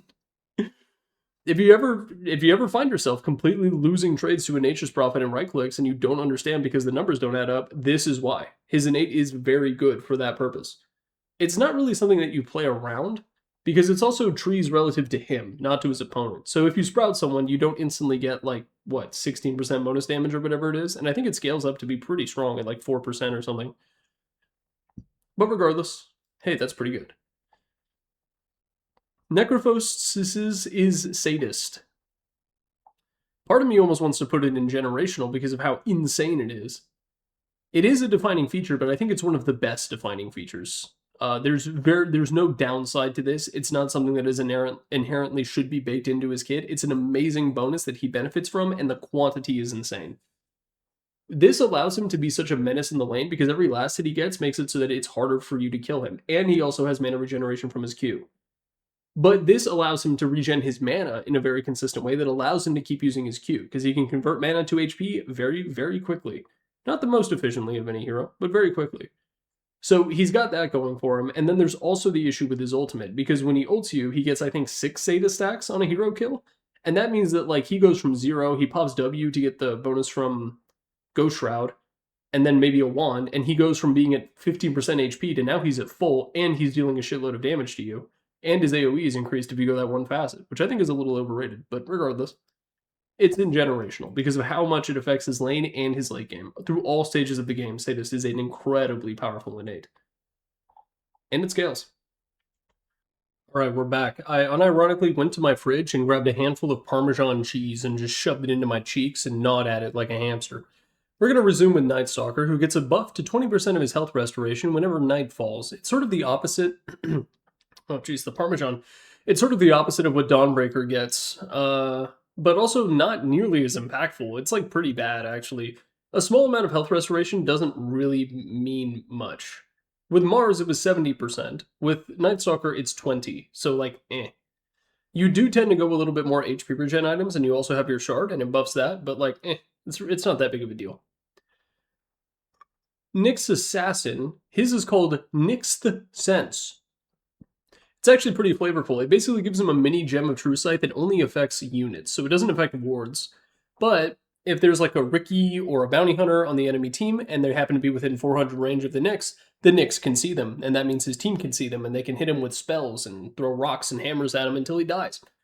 I think it's actually a great design. I think flavorfully it's amazing. I think it leads to really funny gameplay scenarios where the Nyx is like constantly chasing invis heroes in team fights. There's a lot to like here. I think it's pretty good. Ogres is dumb luck. This is the thing that gives him 0 int and 0 int gain. It's going to go in defining feature. It's a really important part of his playstyle and kit. However, it's not nearly as good as like Huskar's because it does still leave him susceptible to things like mana drain and mana burn and things like that. So it's going to go here in defining feature, but it is pretty good. The hero functioned just fine without it, though. I'm just going to say. I liked when he was canonically smarter than Crystal Maiden because he had higher starting int and int gain. Omni Knight's is degen aura, which is also something that accompanies the vast majority of Dota 2 players as they go about their day-to-day life. I went into the PowerPoint voice for a second there. It's very good. It is a borderline defining feature because one of the things about him, remember, this is not just for things that make the hero's kit work, but also ones that are so good that they become a central component of him. This is the reason that Omni Knight 3 is able to work, because he's able to chase like crazy without necessarily being super fast. He just needs to get on top of you. And it's conducive with a lot of his other stuff, because the slow from Hammer of Purity, Repel allows him to basically have 100% slow resistance, and also you can't stun him, so he can keep on you. And then if you go the Facet, it also buffs his outgoing damage in every capacity. And he has Pure. So it's a very good thing to have. And it is a very, very good innate. On support, it's not that good, but who's playing him as a sup these days? Oracles is one of my favorites. It allows him to predict where the next rune will spawn and which one it will be. And you can ping it in order to tell your team, and he says, he's like, as predicted, the haste rune spawned top. It's very like snooty, but it's very funny, and I think it's a very creative design, and I hope it's in the game forever. It's one of my favorites. It also just gives an amazing advantage to one of your mid laners, because if they're going a bottle mid and you have an Oracle on your team, you can guarantee that you will pick right every single time, and you can get there beforehand with complete surety. Of course, there is the counterplay to this, because if you know your opponent has that advantage, you can also go there, and now you have to fight over the rune like two little sumo babies bumping their bellies together. But, hey, that's pretty good. One of my favorites. One of my favorites for sure. ODs is funny. Earlier I talked about Draw Ranger, and I mentioned how it's very difficult to get more agi per agi, or buff base stats on other heroes, but OD is actually one of the heroes who can do that as well, kind of. He gets an extra 2.5 mana for every point of int. It's a small DPS increase. It's relevant for him. It's good for Essence Flux, because it means you're restoring more mana. Yeah, that's really it. It's another one that you can literally not know. Well, I think it's actually kind of a lost opportunity, because there's so many cool things you could do with... Like, OD's kit is so simple that the little things mean a lot. So having one of the little things be, like, nothing, like, it doesn't really do anything for him. Like, it's empty int, sure, but also real int would result in the same thing, because it's a DPS increase. It's just that DPS would be physical rather than the pure damage that he gets off his Q, which I could argue we kind of want to decentralize OD's power a little bit off of that Q. Then again, I say shit like that, and we get that Aghanim Scepter upgrade, and it caused me to tear my hair out, and then I need to use Finasteride and Minoxidil. Pangoliers, I can't remember the name. It's like Fortune favors the roll. Get it? Fortune favors the rolled, because he rolls. It makes it so that enemy chance effects are less likely to happen around him. Super flavorful win. We've had a string of pretty alright ones, except for OD the Stinker, as he often is. There's a ton of exceptions to it, but the ones that do matter quite a bit. So if you have a basher and you're man fighting the Pango, you're much less likely to bash. You're much less likely to crit. All those kinds of on-hit effects that are reliant on hitting people several times, they just don't happen. You're an Ursa and you want to jump on the Pangolier and bash him with your W in order to prevent him from impacting the team fight. This makes it very difficult to do that. It can still happen, and if it does, it do. But if it don't, it don't. And that's great. This does not affect Ogre Magi, by the way. I lied in the Ogre Magi PowerPoint. My bad. I didn't know. Phantom Assassin has Blur, which is an interesting active effect that doesn't do much. It mostly just lets you hit ancient stacks once you get your Battle Fury without them beating your cheeks into concave, or convex, which is the one where it goes in. Anyway, it lets you farm without getting your butt cheeks reversed, and that's pretty good. That's... A lot of the other uses for Blur are, like, not very strong. It can work as a disjoint, but it's got a fade time, so, like, the circumstances for that are few and far between. And then the sort of the idea, it's actually kind of similar to Mischief, of like skulking around in fights and no one can see you, is disturbed by the fact that everyone can see you. So, you know, it's okay, but there's a lot left on the table compared to what this hero used to be. And also, PA used to have a it was tied to back when her evasion was like a thing that she just had. Wait, I went and double checked it. I was right. It's not her evasion. It's fine. It's fine. Illusory Armaments is extremely good. In the current patch, I think it's actually generational. So what this does is it raises the amount of damage that his illusions deal whenever they are freshly spawned for a few seconds, and the amount that they deal scales with the level that he has. Now, this is insane, because this means these illusions can be dealing like 40%, and there's 10 of them, and maybe even more because of Manta and other shenanigans that you can get up to on Phantom Lancer. So it allows you to be an insane farmer to a ridiculous degree and do all sorts of dumb shit, and it also allows you to burst the shit out of certain people because of your Aghanim Scepter spawning illusions on the way there, and they are going to be benefiting from that innate, because they are a Sweeting born fresh and pure. So generational for him. As in the current patch, oh my god, PL is so broken. Phoenix's makes it so that whenever he applies damage, it's a boy, it also applies a 2% miss chance, which is relevant for making his ulti more powerful. It's one of those things where the chance is low, but never zero. So oftentimes, if you're getting affected by fire spirits multiple times, it can get up to like a considerable amount. It can get up to like 25 or 30%. Obviously, the situations where that is happening, he's able to stack it up that much and then pop ulti, are not super common, but it also applies to Sunray. So it rarely saves your skin. Oftentimes when you are killing Phoenix Egg, you like barely get it. And this really makes the difference in those situations where you barely don't get it, and it's a total heartbreaker.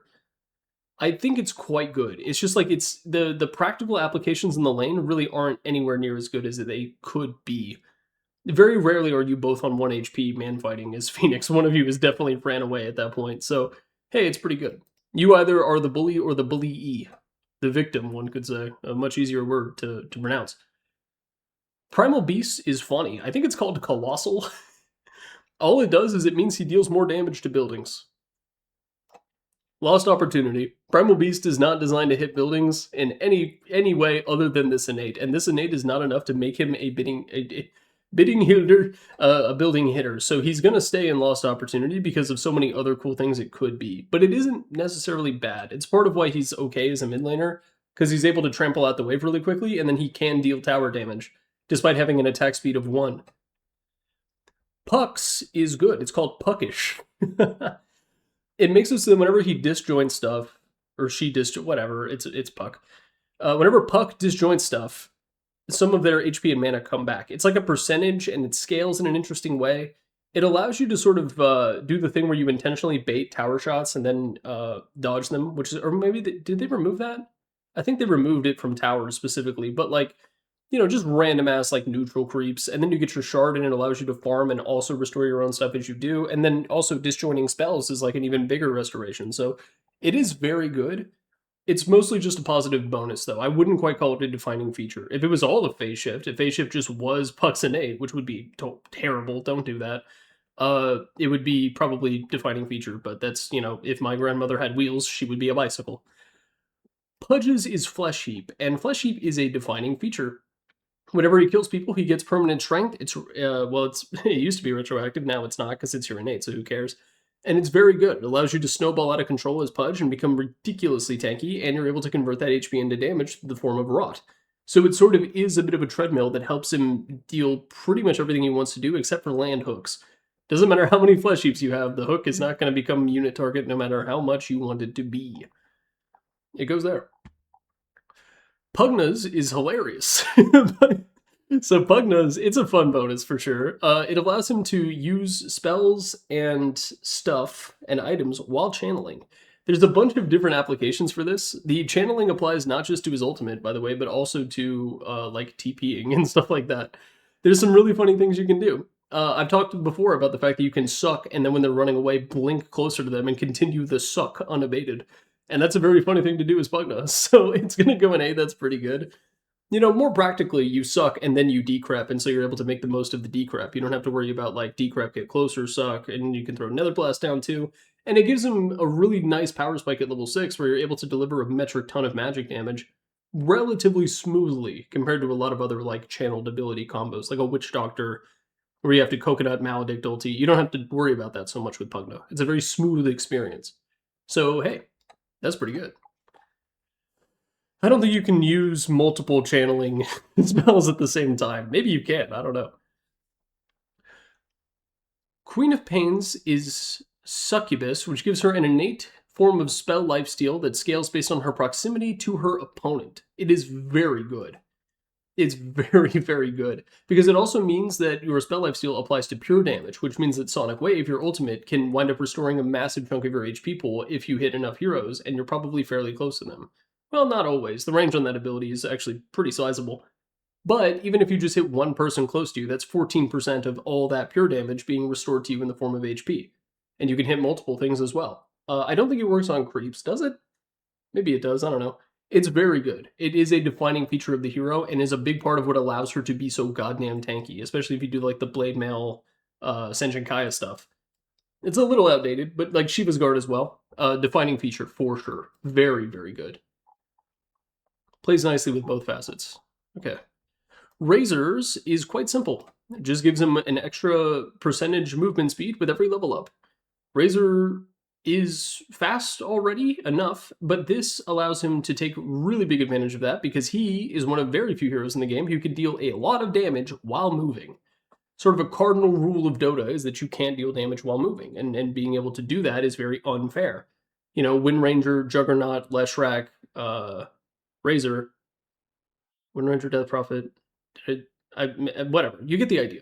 Being able to deal damage while moving is fucked up. I just talked about how funny the Pugna Blink thing is. That's sort of another example of how breaking rules is silly in Dota. It's a powerful and funny thing to do, which are the two most powerful traits to have. So Razor's innate, being able to make him faster than everyone else on the map, especially if you go a Yasha item, you're hasted at some point eventually. It's very good. It's very, very good. It works well with Static Link, works well with his ulti, it lets you position better for your Q, even though it still won't kill a fucking range creep.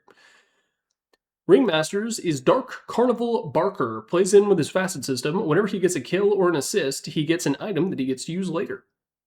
There's a lot of downsides for it. Part of me almost wants to put it in lost opportunity, but I think it's just nowhere near as developed as it could be. It's really reliant on the items and the consistency with which you can get them. It's pretty easy to get assists as Ringmaster. You have AoE spells or like little poke things that you can throw in on someone as they're dying. Your team is like molesting some poor bastard. You just throw a knife in, and now you have that. And you get your item. But you can't pick which item you get, and you have to use them in the order that you get them, which makes it a little bit more difficult to use than you would think. All of them are fairly straightforward to use, but you can be creative. My problem with it is that the other facet isn't very good. People don't pick it enough, and I think they need to buff it, and they keep not buffing it when they should. It is a pretty good innate, but it could be so much better if Valve were willing to do that. But it would also be a buff to Ringmaster to make it better, so I understand why they don't. He's pretty good. I like Ringmaster. Riki's is Backstab. This is a defining feature. This is an innate that allows Riki to absolutely obliterate people inside of Cloud by popping Diffusal on them and hitting them until they die. It is a massive damage increase. It promotes the idea of sitting around to face Riki, which means that you can't be running away from the Cloud, and you're also being hurt by the mischance. So man-fighting Riki is a lot more difficult than it sounds. Backstab is quite good. It also is automatically applied by Tricks of the Trade, and then I think also by Blink Strike, or whatever it's called. Where he blinks and he strikes you? That one. Defining feature. Rubick's is interesting. So every point of spell amp also gives him magic resistance and I think debuff amplification. And it's like 1.75 of each for every 1 point of spell amp, and it plays nicely with his passive. People have said that, like, oh, Rubick doesn't take any magic damage. I don't personally have that experience, mostly because I just hit him with physical damage until he dies, and I don't have to worry about him.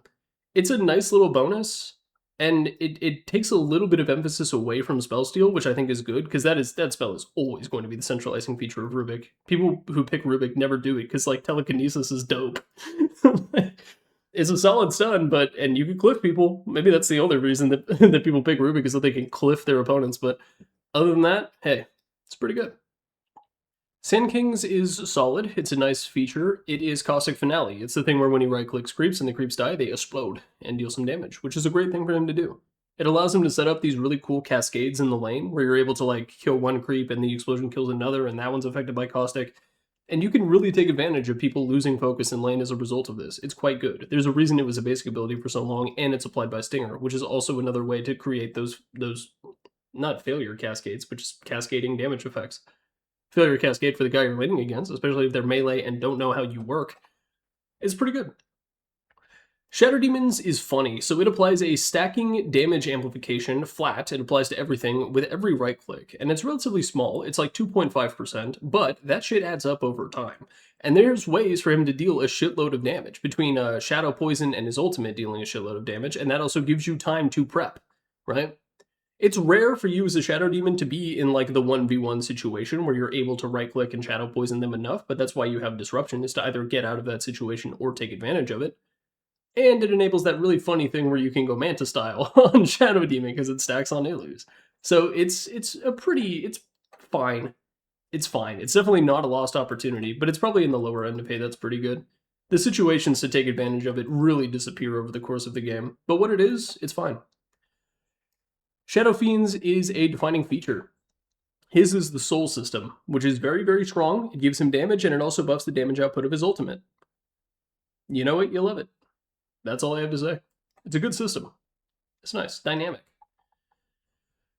Shadow Shaman is foul play. I'm really getting tired of this shit. It's bad, man. It's not good. It does basic dispel, so you can't DOT, but what it really results in is just making it ever so slightly annoying, and then those incredibly rare situations where you have to like Michael Jordan fade away right click to kill the Shadow Shaman, he gets to survive those. But like, to what end? Because now he's walking around at 1 HP, and also the cooldown is infinity. So like you benefit from it once and like whatever, and then you get shard on it and like, okay, bring back the old shard that made him spawn the little snake quartet that would sing to your opponent, and don't make them despawn when Shackle ends, because that was stupid. Just make them exist for the duration of Shackle and maybe a second afterwards for as a grace period. There's a lot of better things. He's had a better innate, or he hasn't had a better innate, but he's had better shards before, and his innate is the reason he doesn't have them anymore. So like, bring it back, please. Oh, if you get Yules and Blink Dagger, you're unkillable. Circles on the ground, buddy. You're toast. Silencers is brain drained. This is, you know, it's not actually that impactful unless you buy a shard, but it is kind of a defining feature nonetheless. Being able to steal int, I still think that his head should grow, you know? Maybe the hat gets even pointier. It's already really pointy. Starts out smooth, maybe? I don't know. It's a defining feature of him because it's one of the things that everyone knows Silencer for, is the fact that he can steal your int, and that's funny. The shard is a little bit poorly designed, and I talked a little bit about that in the shard video. It's the fact that you need to like spend 1,400 gold on an item that doesn't do anything and then go kill people, which is like kind of a tall order. But you get it off Torm and you're happy. Defining feature of the hero for sure. Starting it out at 1 is probably much healthier for the game than making it 2. Skywrath. Earlier I glazed Queen of Pain and put it up here in defining feature. For Skywrath, it is way better. It scales with levels up to like 40%, and it is just spell lifesteal. That's it. No hoops to jump through, no conditions, nothing. Just spell lifesteal. It doesn't apply it to pure, but he doesn't deal pure anyway, so he doesn't care. You throw this, you have like Ags, and you can be at like half HP, and you throw this down, and it targets someone else, and maybe targets someone, your primary target. It's so much. It plays so nicely with his shard. I almost want to put it in generational. I think I will. No, not quite, because it doesn't help you if you just get gone on. Like, it doesn't protect you against burst. But having access to that much spell lifesteal is really good. It just relies you to be at, like, if you're half health as Skywrath Mage, something has gone horribly wrong. You should be at 90+% or dead for the entire match. So, defining feature. Big part of his landing phase as well. Really good in that capacity, even though it doesn't scale until later on. Or no, it doesn't. Well, no, it doesn't really affect his landing stage, but it plays nicely with Shield to the Scion, which is his facet that does matter a lot in the landing stage. So there you go. Defining feature. Slardar will probably also be right next to him. This is the bonus stats that you get in the water. So you get HP regeneration, you get, I think, bonus damage and armor.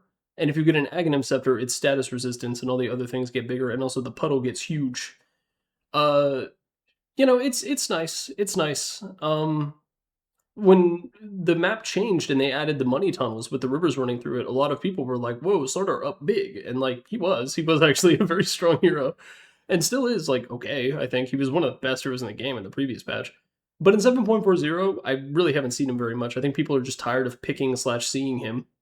But his innate is quite good, and there's a lot of situations where you benefit from it. The weird thing about it, though, is that you have so many ways to generate water that it kind of just feels like it's doing something all the time, and therefore you get used to it.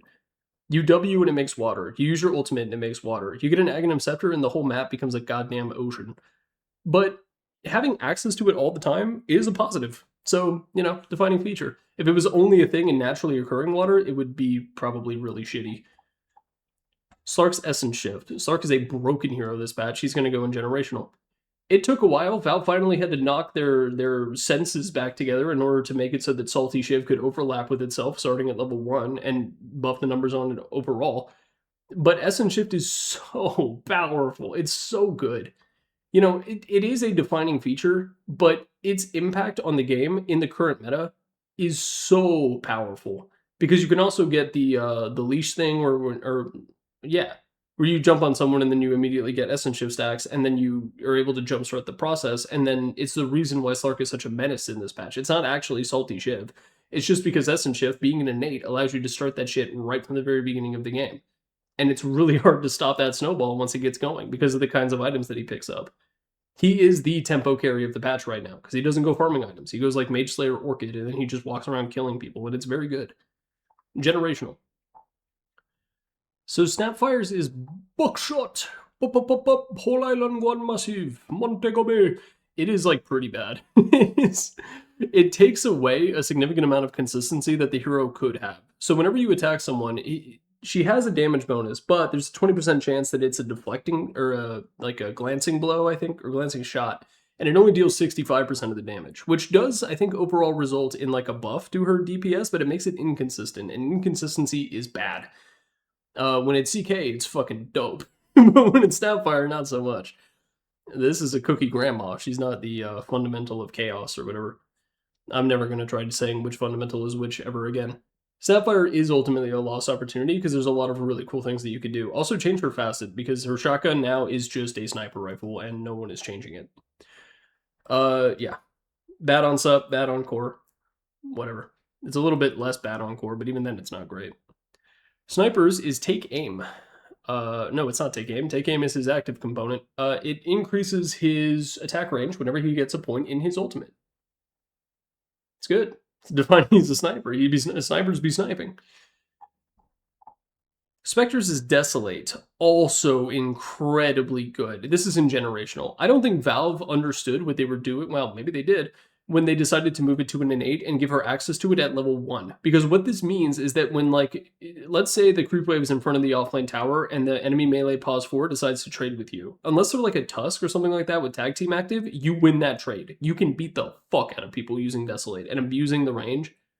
It's so good having it at level 1, and the way that it scales, and you don't have to worry about putting points in it because you have your other abilities that are so good, and like Shadow Step is like probably her poopiest ability, but also still really good. It's just really wacky. You cast Shadow Step on a target affected by Ghost Scepter, and the illusion just sits there. It's like, what do you want me to do? It's like, can you at least go next to him? Like, come on, I need vision. That's not related to Desolate, though. Desolate is, on balance, very good. Pure damage in its unabated form through isolation is great. It's a big part of why Spectre is so broken in the lane right now, too. Well, not broken in the lane, but Spectre has historically had a shit lane. Now, having Desolate as an innate makes her be like a pretty good laner. It allows her to be in kill lanes. Not our ideal situation, but it can happen. And when those opportunities present themselves, the Spectre can strike. Spirit Breakers is Herd Mentality, which gives the lowest level player on the team a 50% XP bonus. It's good. Plays nicely with the Wisdom Runes. Wisdom Shrines, that's what they're called. I took a sec to remember, snapped my fingers, and then said the wrong thing. It's a fun little bonus, but it's not really something that you notice that much. And then I think it'd be more fun to have like if you're going to play around with knockback reduction, play around with knockback amplification too. He had that facet where you could like send a motherfucker to the space whenever you ultied them. it would like zoom them back like 4.5 worth of distance, just a ridiculous amount, and you kind of got to pick the direction based on your own positioning relative to them. I thought that was kind of fun. You know, the other facet is always going to be the best, where you keep some of the movement speed after charge ends. People are always going to use that one, but I always thought it was really fun. So, you know, make it something related to knockback amplification, or just remove any references to knockback manipulation overall. Big lost opportunity there. Storm Spirits is Galvanized. This is his old Bloodstone that he has access to when no one else does. Whenever you get kills, maybe assists, you get a stacking portion of mana regeneration, a third of which goes away when you die. But it allows for amazing snowball potential. It allows him to fuel the very hungry engine that is his ultimate. It does a lot for him. It's very good. Defining feature. This is Sven. Sven's is Vanquisher, which gives him a 20% damage buff against targets who are stunned. They don't have to be stunned by him, but they do have to be stunned. So being like rooted or leashed or any of the other weird ones that Valve keeps coming up with don't count. You have the talent to make it even more, and it makes a lot of sense because you have an AoE stun and you do AoE damage, and it applies to the cleave targets as well. I think it's like on the lowest end of, hey, that's pretty good. It definitely could be more interesting. But Sven being a very simple hero, I think he deserves to have a very simple facet that you can completely ignore. And oftentimes you do. So, hey, that's pretty good. Techies is the Minefield sign, which actually does something. So when you put it down, proximity mines that are within a certain radius of them become invulnerable and get a 15% damage amp. I think it's fine. You know, you go Aghanim Scepter and then it becomes like Minefield Sign is crazy, but I wouldn't really tie that to the innate at all. It just so happens to be attached to the same ability. If anything, that's kind of a bad thing because you can't separate the two effects. They have to be right next to each other. I think it's pretty good. I think it's good. Making mines invulnerable will always be funny. TA's is, I think, Third Eye, which allows the team to see when Roshan will respawn. Not as fun as the Oracle one, but still a nice little innate that plays with an aspect of the game's design that we didn't really have a way to interact with before innates. It gives you the spectator experience. We're going to put her in, hey, that's pretty good. Terrorblades is, okay. Terrorblades is actively detrimental, and let me explain to you why. So what his innate does is it buffs the damage of illusions that he has created by 60%. And that's a really weird thing to see. The reason it's actively detrimental, though, is because it only applies when he's near them. I went to go double check that. What this really is a nerf. Because the illusions could just deal as much damage as they do, and then there could be an innate that's like, Terrorblade's damage, illusion damage is less when he's away from them. So it's actually a nerf disguised as a buff that's designed to keep Terrorblade near his illusions and prevent split pushing and pushing the lane using his illusions in order to farm. So this is actually a nerf. It is a cleverly disguised nerf by Valve to make Terrorblade players not feel so bad, but make no goddamn mistake. You could just give the bonus attack damage to the illusions by default, and the hero he could literally not have an innate and just buff those, and they would be better. Which, of course, if you buff a hero, they're going to be better. But I hope I'm able to convey what I'm trying to say. It is a massive nerf disguised as a buff. Actively detrimental for him to have this. They should just buff the illusions and give him something more interesting and let him keep his ability to split push with illusions. Because a ton of other heroes can do that just fine. Phantom Lancer, Naga Siren, so many. But TB, for some reason, they use the innate in order to shit on him. He's not even necessarily a bad hero in the current meta, I don't think. Maybe a little slow, but that's fine. Tidehunters is Blubber, which allows him to shrug off. I think it's a defining feature.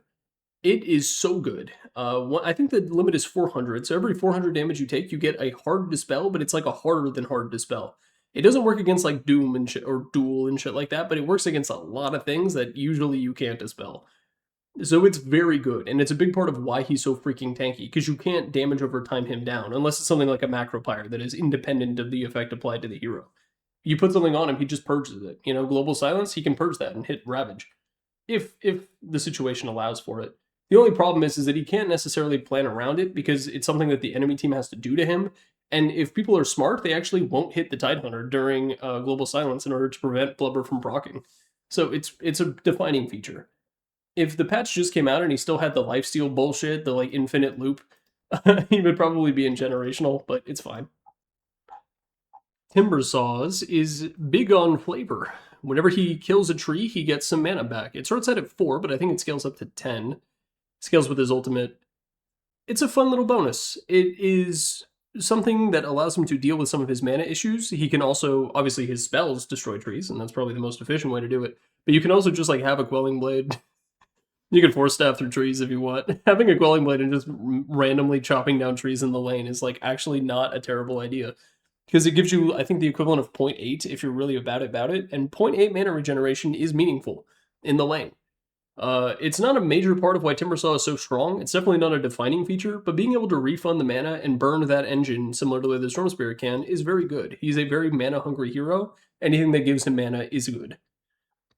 It also plays nicely with, why can't I remember the name of his Q? The AoE thing around him that destroys trees and deals additional damage based on how many he kills. Whirling Death, that's it. It helps him with that as well, which is good. Tinker's is fucking insane. Tinker's...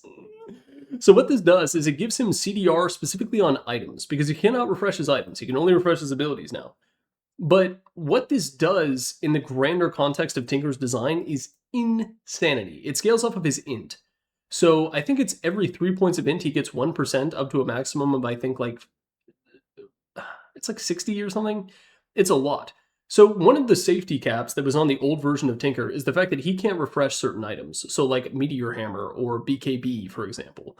This makes it so that you can use those items because it's not refreshing. It's just CDR. And CDR, there's no way to interact with it. It just is, it's on its own in isolation.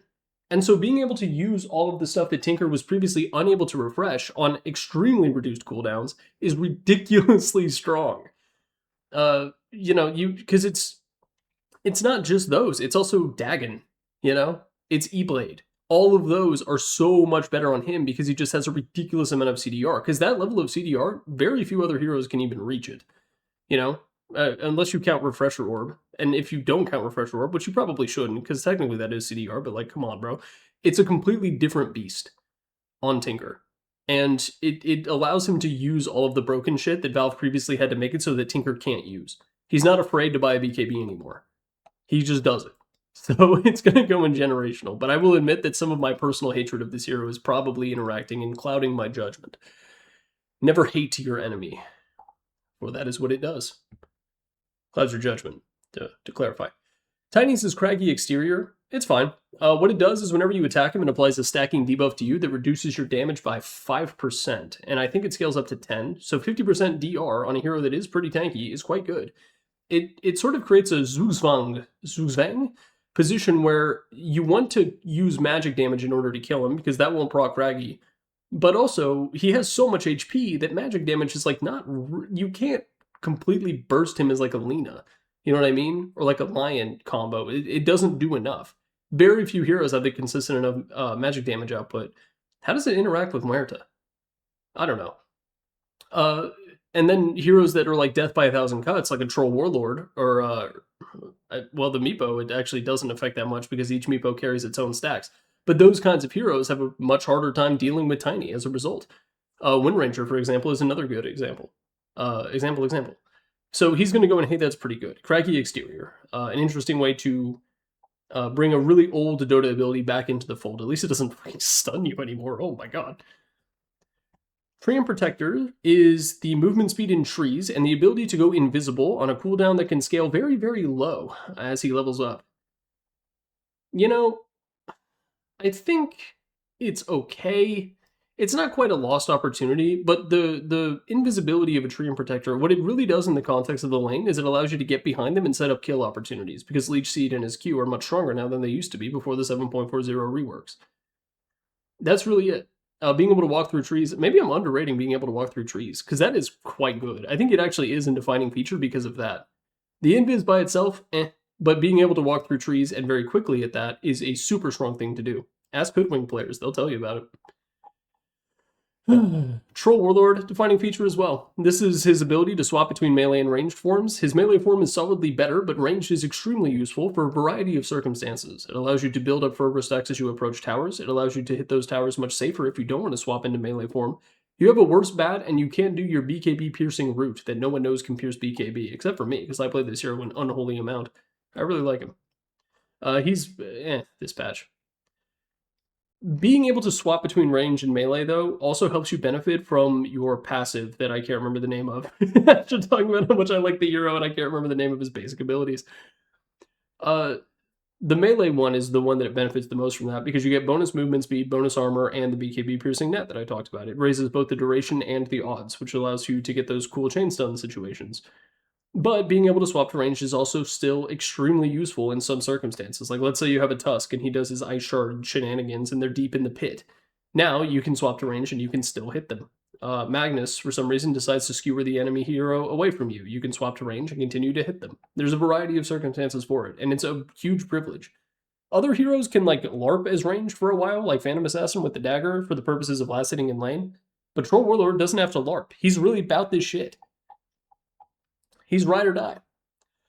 Tusk is quite good as well. I think it's mostly, it's not defining, but what it does is whenever you're near him, he reduces your attack speed. And it starts low at 20, but 20 is a lot. Like, a lot of heroes have below 200 attack speed at the beginning of the game. So being able to reduce it by over 10% is a huge deal. And it scales up to 80, which is a lot. You know, it suffers from kind of the fact that if Tusk is right next to you and you're not being actively walrus punched or walrus kicked, you're not usually, well, if those things are happening to you, then the attack speed slow doesn't do anything because you're busy. You're busy getting walrus slammed in some capacity. But when the walrus isn't suplexing you, it does still matter quite a bit. 80 attack speed is a lot, even in the late game. You know, I just talked about how 20 is meaningful, but actually 80 is oftentimes a bigger percentage in the late game. So it's pretty good.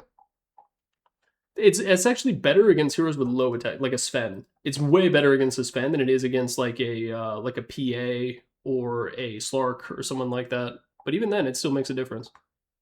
Underlords is kind of insane. It's weird to me that no one knows how good it is. So what this does is, so if reading it is a trip, if you have Dota open, tab out and like pause the video, go read Underlords Innate, and you will go on a journey across those two sentences. So what it does is it gives them a movement speed and attack, some kind of offensive buff whenever they teleport, right? But if they go through the Fiend's Gate, it's doubled. So it's a 40% movement speed buff for 5 seconds after they go through that. The reason it takes you on a journey is because when you read it, you don't realize that this applies whenever you teleport anywhere. So using the Warp Gate or a TP scroll also gives you this buff, which encourages really active and more reactive gameplay. Reactive is still active. Proactive would be the opposite. And then being able to just like charge through the portal with 40% movement speed for 5 seconds and I think an attack speed buff is insane. The movement speed alone is enough to make it a defining feature of the hero. Or not even a defining feature of the hero, it's just so goddamn strong that it does belong up here with all the other defining features in sort of the second to top tier. Maybe there should have been another tier. It's just the name defining feature is, it applies to both of those that are like so good on the hero and also ones that just make the hero function. So, you know. Undying's is like, oh, I have thoughts about Undying's Innate. It's the thing where when he dies, he respawns immediately. It's a big part of why core Undying is so good right now, because he basically gets a free buyback. Like, not every fight, because the cooldown is really long. It's like 6 minutes or something like that. But it's enough that, like, if you're having a decent game, it's going to happen every single time you die, which means that you're alive for like 99% of the game. And, you know, you TP back in and die, then you have to wait it out. But you also don't have the buyback penalty of being dead for longer, and it doesn't cost you any gold. It's very, very good. It's sort of a shittier Aegis. You know, it's not as good as like a Wraith King ulti because you respawn in base, and if your TP's on cooldown, now you have to mosey out to the battlefield. But for the most part, just being able to have free buybacks that automatically happen is very good. I think it's a defining feature. When they first added this Innate, I thought it was a glitch that Undying would laugh all the time. But I'm actually really glad it's in the game because it reminds you that Undying is not actually dead. What? The guy named Undying isn't dead? What? Ursa is ass. Ursa is very similar to Terrorblade in that they took something away from you, gave it back in the form of a conditional buff. So his is Maul, which gives him an additional amount of attack damage equal to 1.5% of his current HP. Note that it's current, not max, so if you are missing HP, you are also missing out on damage. The reason this is a nerf is because they use this as a justification to give Ursa like 45 base damage. Now look, he has Fury Swipes, yes, but using Fury Swipes in order to last it in a lane will result in pushing the lane. Hitting them even with that small amount of damage is not good for him in the macro game. So making it so that he has super low base damage, but making up for it with a current HP buff, it doesn't even make sense with the way you want to play Ursa. Because you want to jump in and tank spells, and you want to take damage. So you don't want to be at 100% HP as Ursa, and you don't buy lifesteal in the current incarnations of the hero. You know, maybe someone on your team is a Vlad's, and I've seen Satanic Ursa, I have mixed feelings about it. It's fine though, it's fine. If you're into that, that's cool. But this ultimately is a conditional nerf, or a conditional buff that just is used to justify giving you shitty base damage and making his lane worse. If they took this away and just gave him his normal base damage back, it's fine. And then as far as like, oh, in the late game, but you have like 3,000 HP because you're an Ursa. Yeah, but you're not dealing damage in the form of your base damage anyway. You're dealing it through Fury Swipes. So it actually doesn't even help you there. Even when it's good, it's not good. And when it's bad, it's really bad. So this innate really hurts Ursa. Ursa can still be a good hero. In fact, he's been very good while having this innate. But this innate does not help him. It is not a favor from Valve. Don't think of it as that. It's a favor to offlane players from Valve, not a favor to Ursa himself. Vengeful Spirits is that she can deal 20% bonus damage to the enemy hero who most recently killed her. Who cares? Like, if you're playing as a core Venge, I guess it's nice, but it's only applying to one individual hero, and it's a hero that has already proven that they're able to kill you. So, like, who cares? And then also, if you're a support Venge, you know, you get picked off by a mid.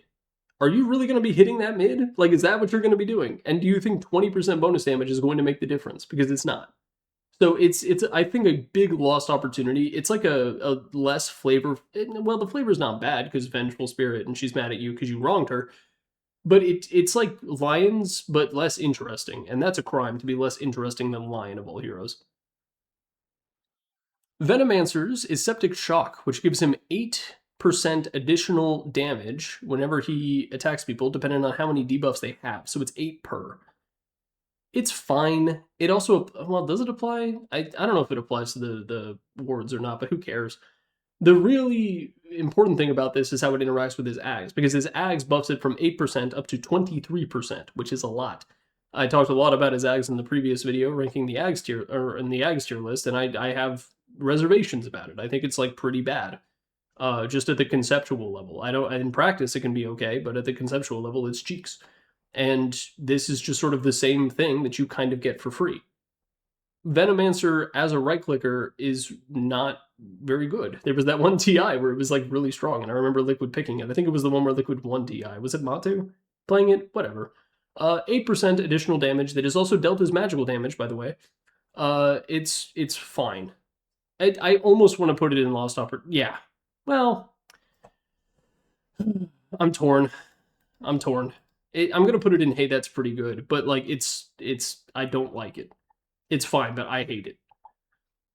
Viper's is, I think, called Predator. So it deals additional damage to targets depending on how much HP they're missing with a very complicated math equation. It's not even that complicated, but NA math skills. This is another one. Well, I think this is a lost opportunity, too. So it increases his physical damage, and that's cool, but the thing about Viper is the vast majority of your damage is dealt in the form of magical, and having additional physical damage when you're not building around dealing it, you know, you might build attack speed on accident, but like that's not that big of a deal, and the attack speed is so that you can apply more poison attacks faster. It's not to deal more physical damage. So it's not very good, but it's not actively detrimental by any means. What it actually is way back in the day, Nether Toxin was not a circle on the ground. It was a passive effect that basically did this. As a part of why Viper was such a monster in the lane, is because you get him low, and then your right-click damage deals a lot, and it made it much easier to last it, which is part of why Viper was suggested for new players quite a bit. So he's in Lost Opportunity. Visage's is weird, because of course it is. Visage, yeah. He gets a stacking cooldown reduction effect that is 2% per, as long as he's not taking damage, and it can go up to 16%, 8 stacks. It's fine. You know, he has to be out of combat, which is kind of annoying. I think that means creeps as well. Maybe that's true, maybe it's not. It's whatever. At best, it's a 16% CDR, and you're out of combat anyway, which means that it doesn't actually affect your CDR in fights where it would be the most useful. But it's fine. It's fine. I'm just going to glance over the fact that I don't fully understand how it works, because it's Visage and you don't either. Void Spirits is like weird. He gets 25% bonuses from the passive effects of the stats. So he gets more armor, more HP regeneration, and he also gets more magic resistance and mana regeneration from Int. He only gets 25% more, though. It used to be like double. It used to be an insane number. I think it's pretty good. You know, those are all nice things, and Void Spirit is one of the characters who would buy Trident if Trident was still in the game, because he benefits a lot from pretty much all three of the stats. He is universal, after all. I think it's pretty good for him, and it really suits the hero, but it could maybe be something a little bit more interesting. I wouldn't call it a lost opportunity, though. Hey, that's pretty good. Warlock is the imp spawn, which is silly. Those little poopers be doing nothing. They actually don't do much at all. They're mostly just annoying when they chase you under tower and you have to run away like, It's not a defining feature by any metric, and once you get, I think it's the shard that upgrades them, when you stir the soup and it spawns them as well, it's fine. It allows them to farm better than he already can, which is good. So we're going to put him in, hey, that's pretty good, but the M's really aren't that big of a deal.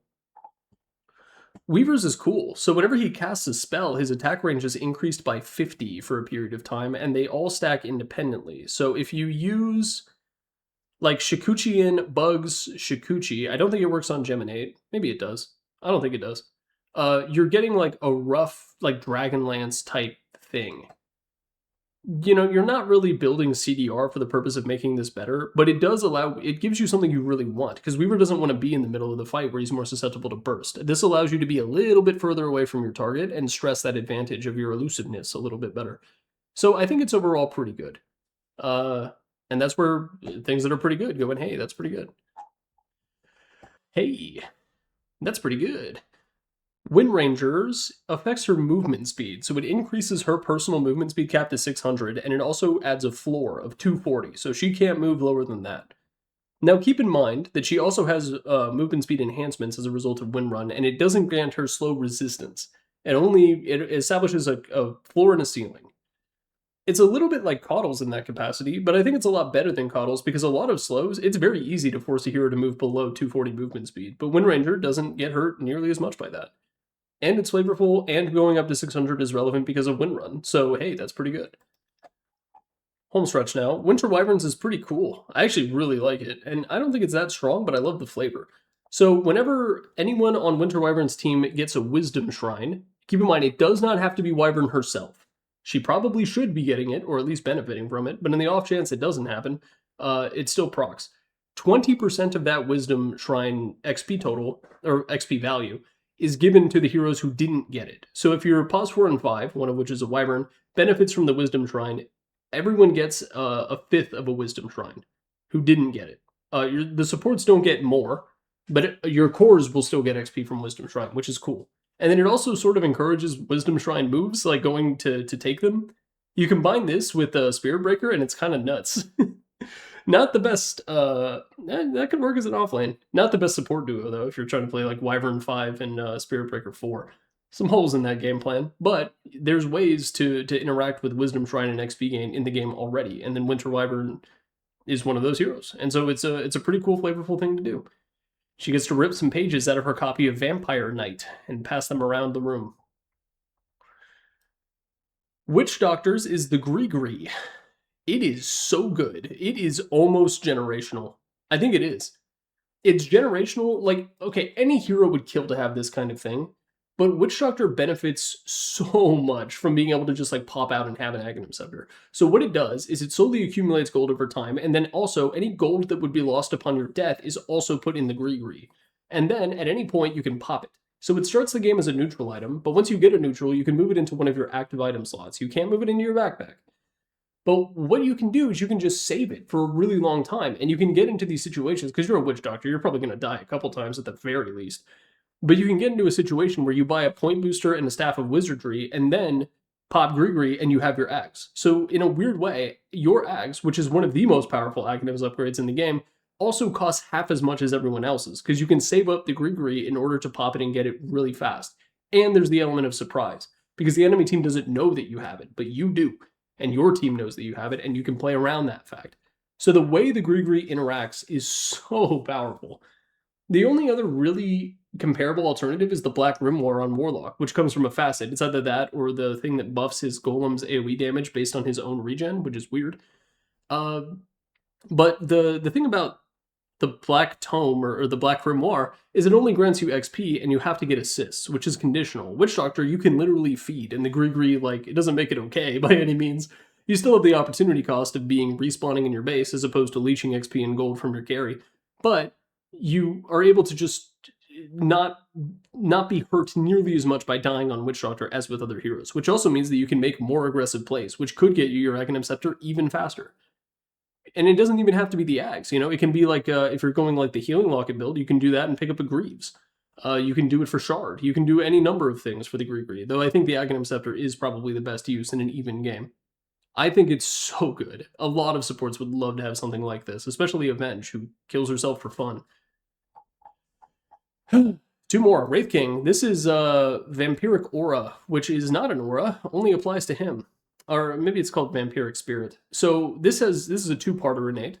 So it gives him an insane amount of lifesteal, which is really, I think it's up in here for that alone. It's because you get the talent and it scales away up to 50% lifesteal, and you have the crit, which means that if you bonk someone, especially if you go the armor reduction stuff, you're regenning a metric ton of your own HP pool, and the crit is on a low cooldown, and it applies to even not crits, and it also applies to the skellies, so maybe it is an aura, actually, if it applies to the skellies.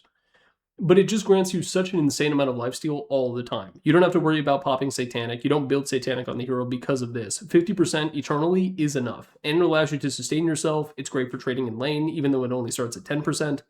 But you get the talent and it goes up to 20, and then you get level 12, so it goes up to 30 real quick, and that's a ton of lifesteal. It's very, very good. And then also when you die, it turns you into a wee little ghosty, and you can run around smacking people for a little bit, and maybe they waste spells on you, which is cool. That's all I have to say. It is overall a fantastic 2-parter innate and a defining feature of Wraith King in both of its aspects, though turning into a ghost really isn't that strong. It's funny for first blood situations. They think they got you, but actually they were the ones who got. And Zeus is his static field. It's a nice bonus. Used to be a basic ability, now it's an innate. What it does is whenever he casts spells, enemy heroes around him will take a percentage of their current HP as additional magical damage. You know, it could be better if it was like max HP percentage and pure, but again, if my grandmother had wheels, she'd be a bicycle. It's a very, very strong effect to have. It's not quite enough to turn Zeus into a tank buster type of hero like a Necrophos or a Timbersaw, but being able to have access to that much, and the fact that you can constantly churn it out, because your Q is a super low cooldown, you're using your W, you're rolling your face on your keyboard back and forth and somehow winning the team fight, it's very good. And it compounds with the fact that you just deal a shitload of damage already. So it really helps Zeus scale as a nuker into the late game, and it's really good against strength cores, and strength subs for that matter. So it's good. It's pretty good. I do think that you could remove it and probably rework it into something else, and then it would be okay, but it's been on Zeus for so long that it would feel weird. But I still don't think it's quite a defining feature, because Zeus has so many other defining features. So there you go. That's the innate tier list. We're going to scroll down a little slowly. Generational, these are the ones that are insane and really change the way that you play and approach the hero, or are just particularly strong and are the reason these heroes are so strong in the current meta. I would argue that with Spectre, it's a combination of Desolate being an innate and phylactery, but as far as illusory armaments and Essence Shift go, they're the reason they're so strong. Sadist is incredibly good. Feast is like defining the character in a way that is particularly strong. Drow, Alka's Grievous Greed, you get the idea. Maybe Batrider snuck in here, but it's fine. We'll leave it as it is. Defining feature, which the alphabetical order of which got boofed by my own misunderstanding of the rules that I created, but ultimately decided to change at the last minute, are innates that allow the hero to function or are particularly strong to the point where they significantly alter your playstyle, even if they're not essential to your hero working. So Invoker's innate is Invoke. You need that. You need that to invoke. Kez is very similar. Lone Druid summons the bear, that kind of thing. And then Earth Spirit's his totems that he puts out, his golems or whatever. And then other ones that are extremely strong and strongly influence your play patterns. So Skywrath, Slardar, Troll Warlord is not one of those. His is just the ability to swap between melee and range. But Tidehunter, it's a defining feature on Wraith King as well in multiple ways. Galvanized, strong. Hey, that's pretty good. These are ones that are fine. They're maybe not particularly interesting, but they do have an impact on how the hero is played. And I see no impetus to change them. They're good. And yeah, this is probably the most populated tier by a decent margin. Lost Opportunity are ones that are not interesting or easy to forget, have no impact on the way that you play the game, or could probably be replaced by something that is way more impactful or flavorful for the hero. There's quite a few of these. Oftentimes they are redundancies. Broodmother's heals her, but she already has Lifesteal Off Insatiable Hunger, so why does she need it? Beastmaster's is good, but it falls off after 6 minutes or so why does he need it? That kind of thing. And then actively detrimental, these are ones that straight up hurt the hero, such as Lich and Bane, or ones that are, or Faceless Void, who I don't fully understand, but I can think of negative situations for it, so here it goes. And then Terrorblade and Ursa, these are actual nerfs to the hero. These are just cleaving something away and then making it a conditional buff and calling it a present when it's not. It's like opening those cards that are filled with a spring trap full of confetti. And that's all I have to say. So thank you very much for watching. I hope you enjoyed the video. This one turned out a lot longer than I expected, but hey, peace on planet Earth.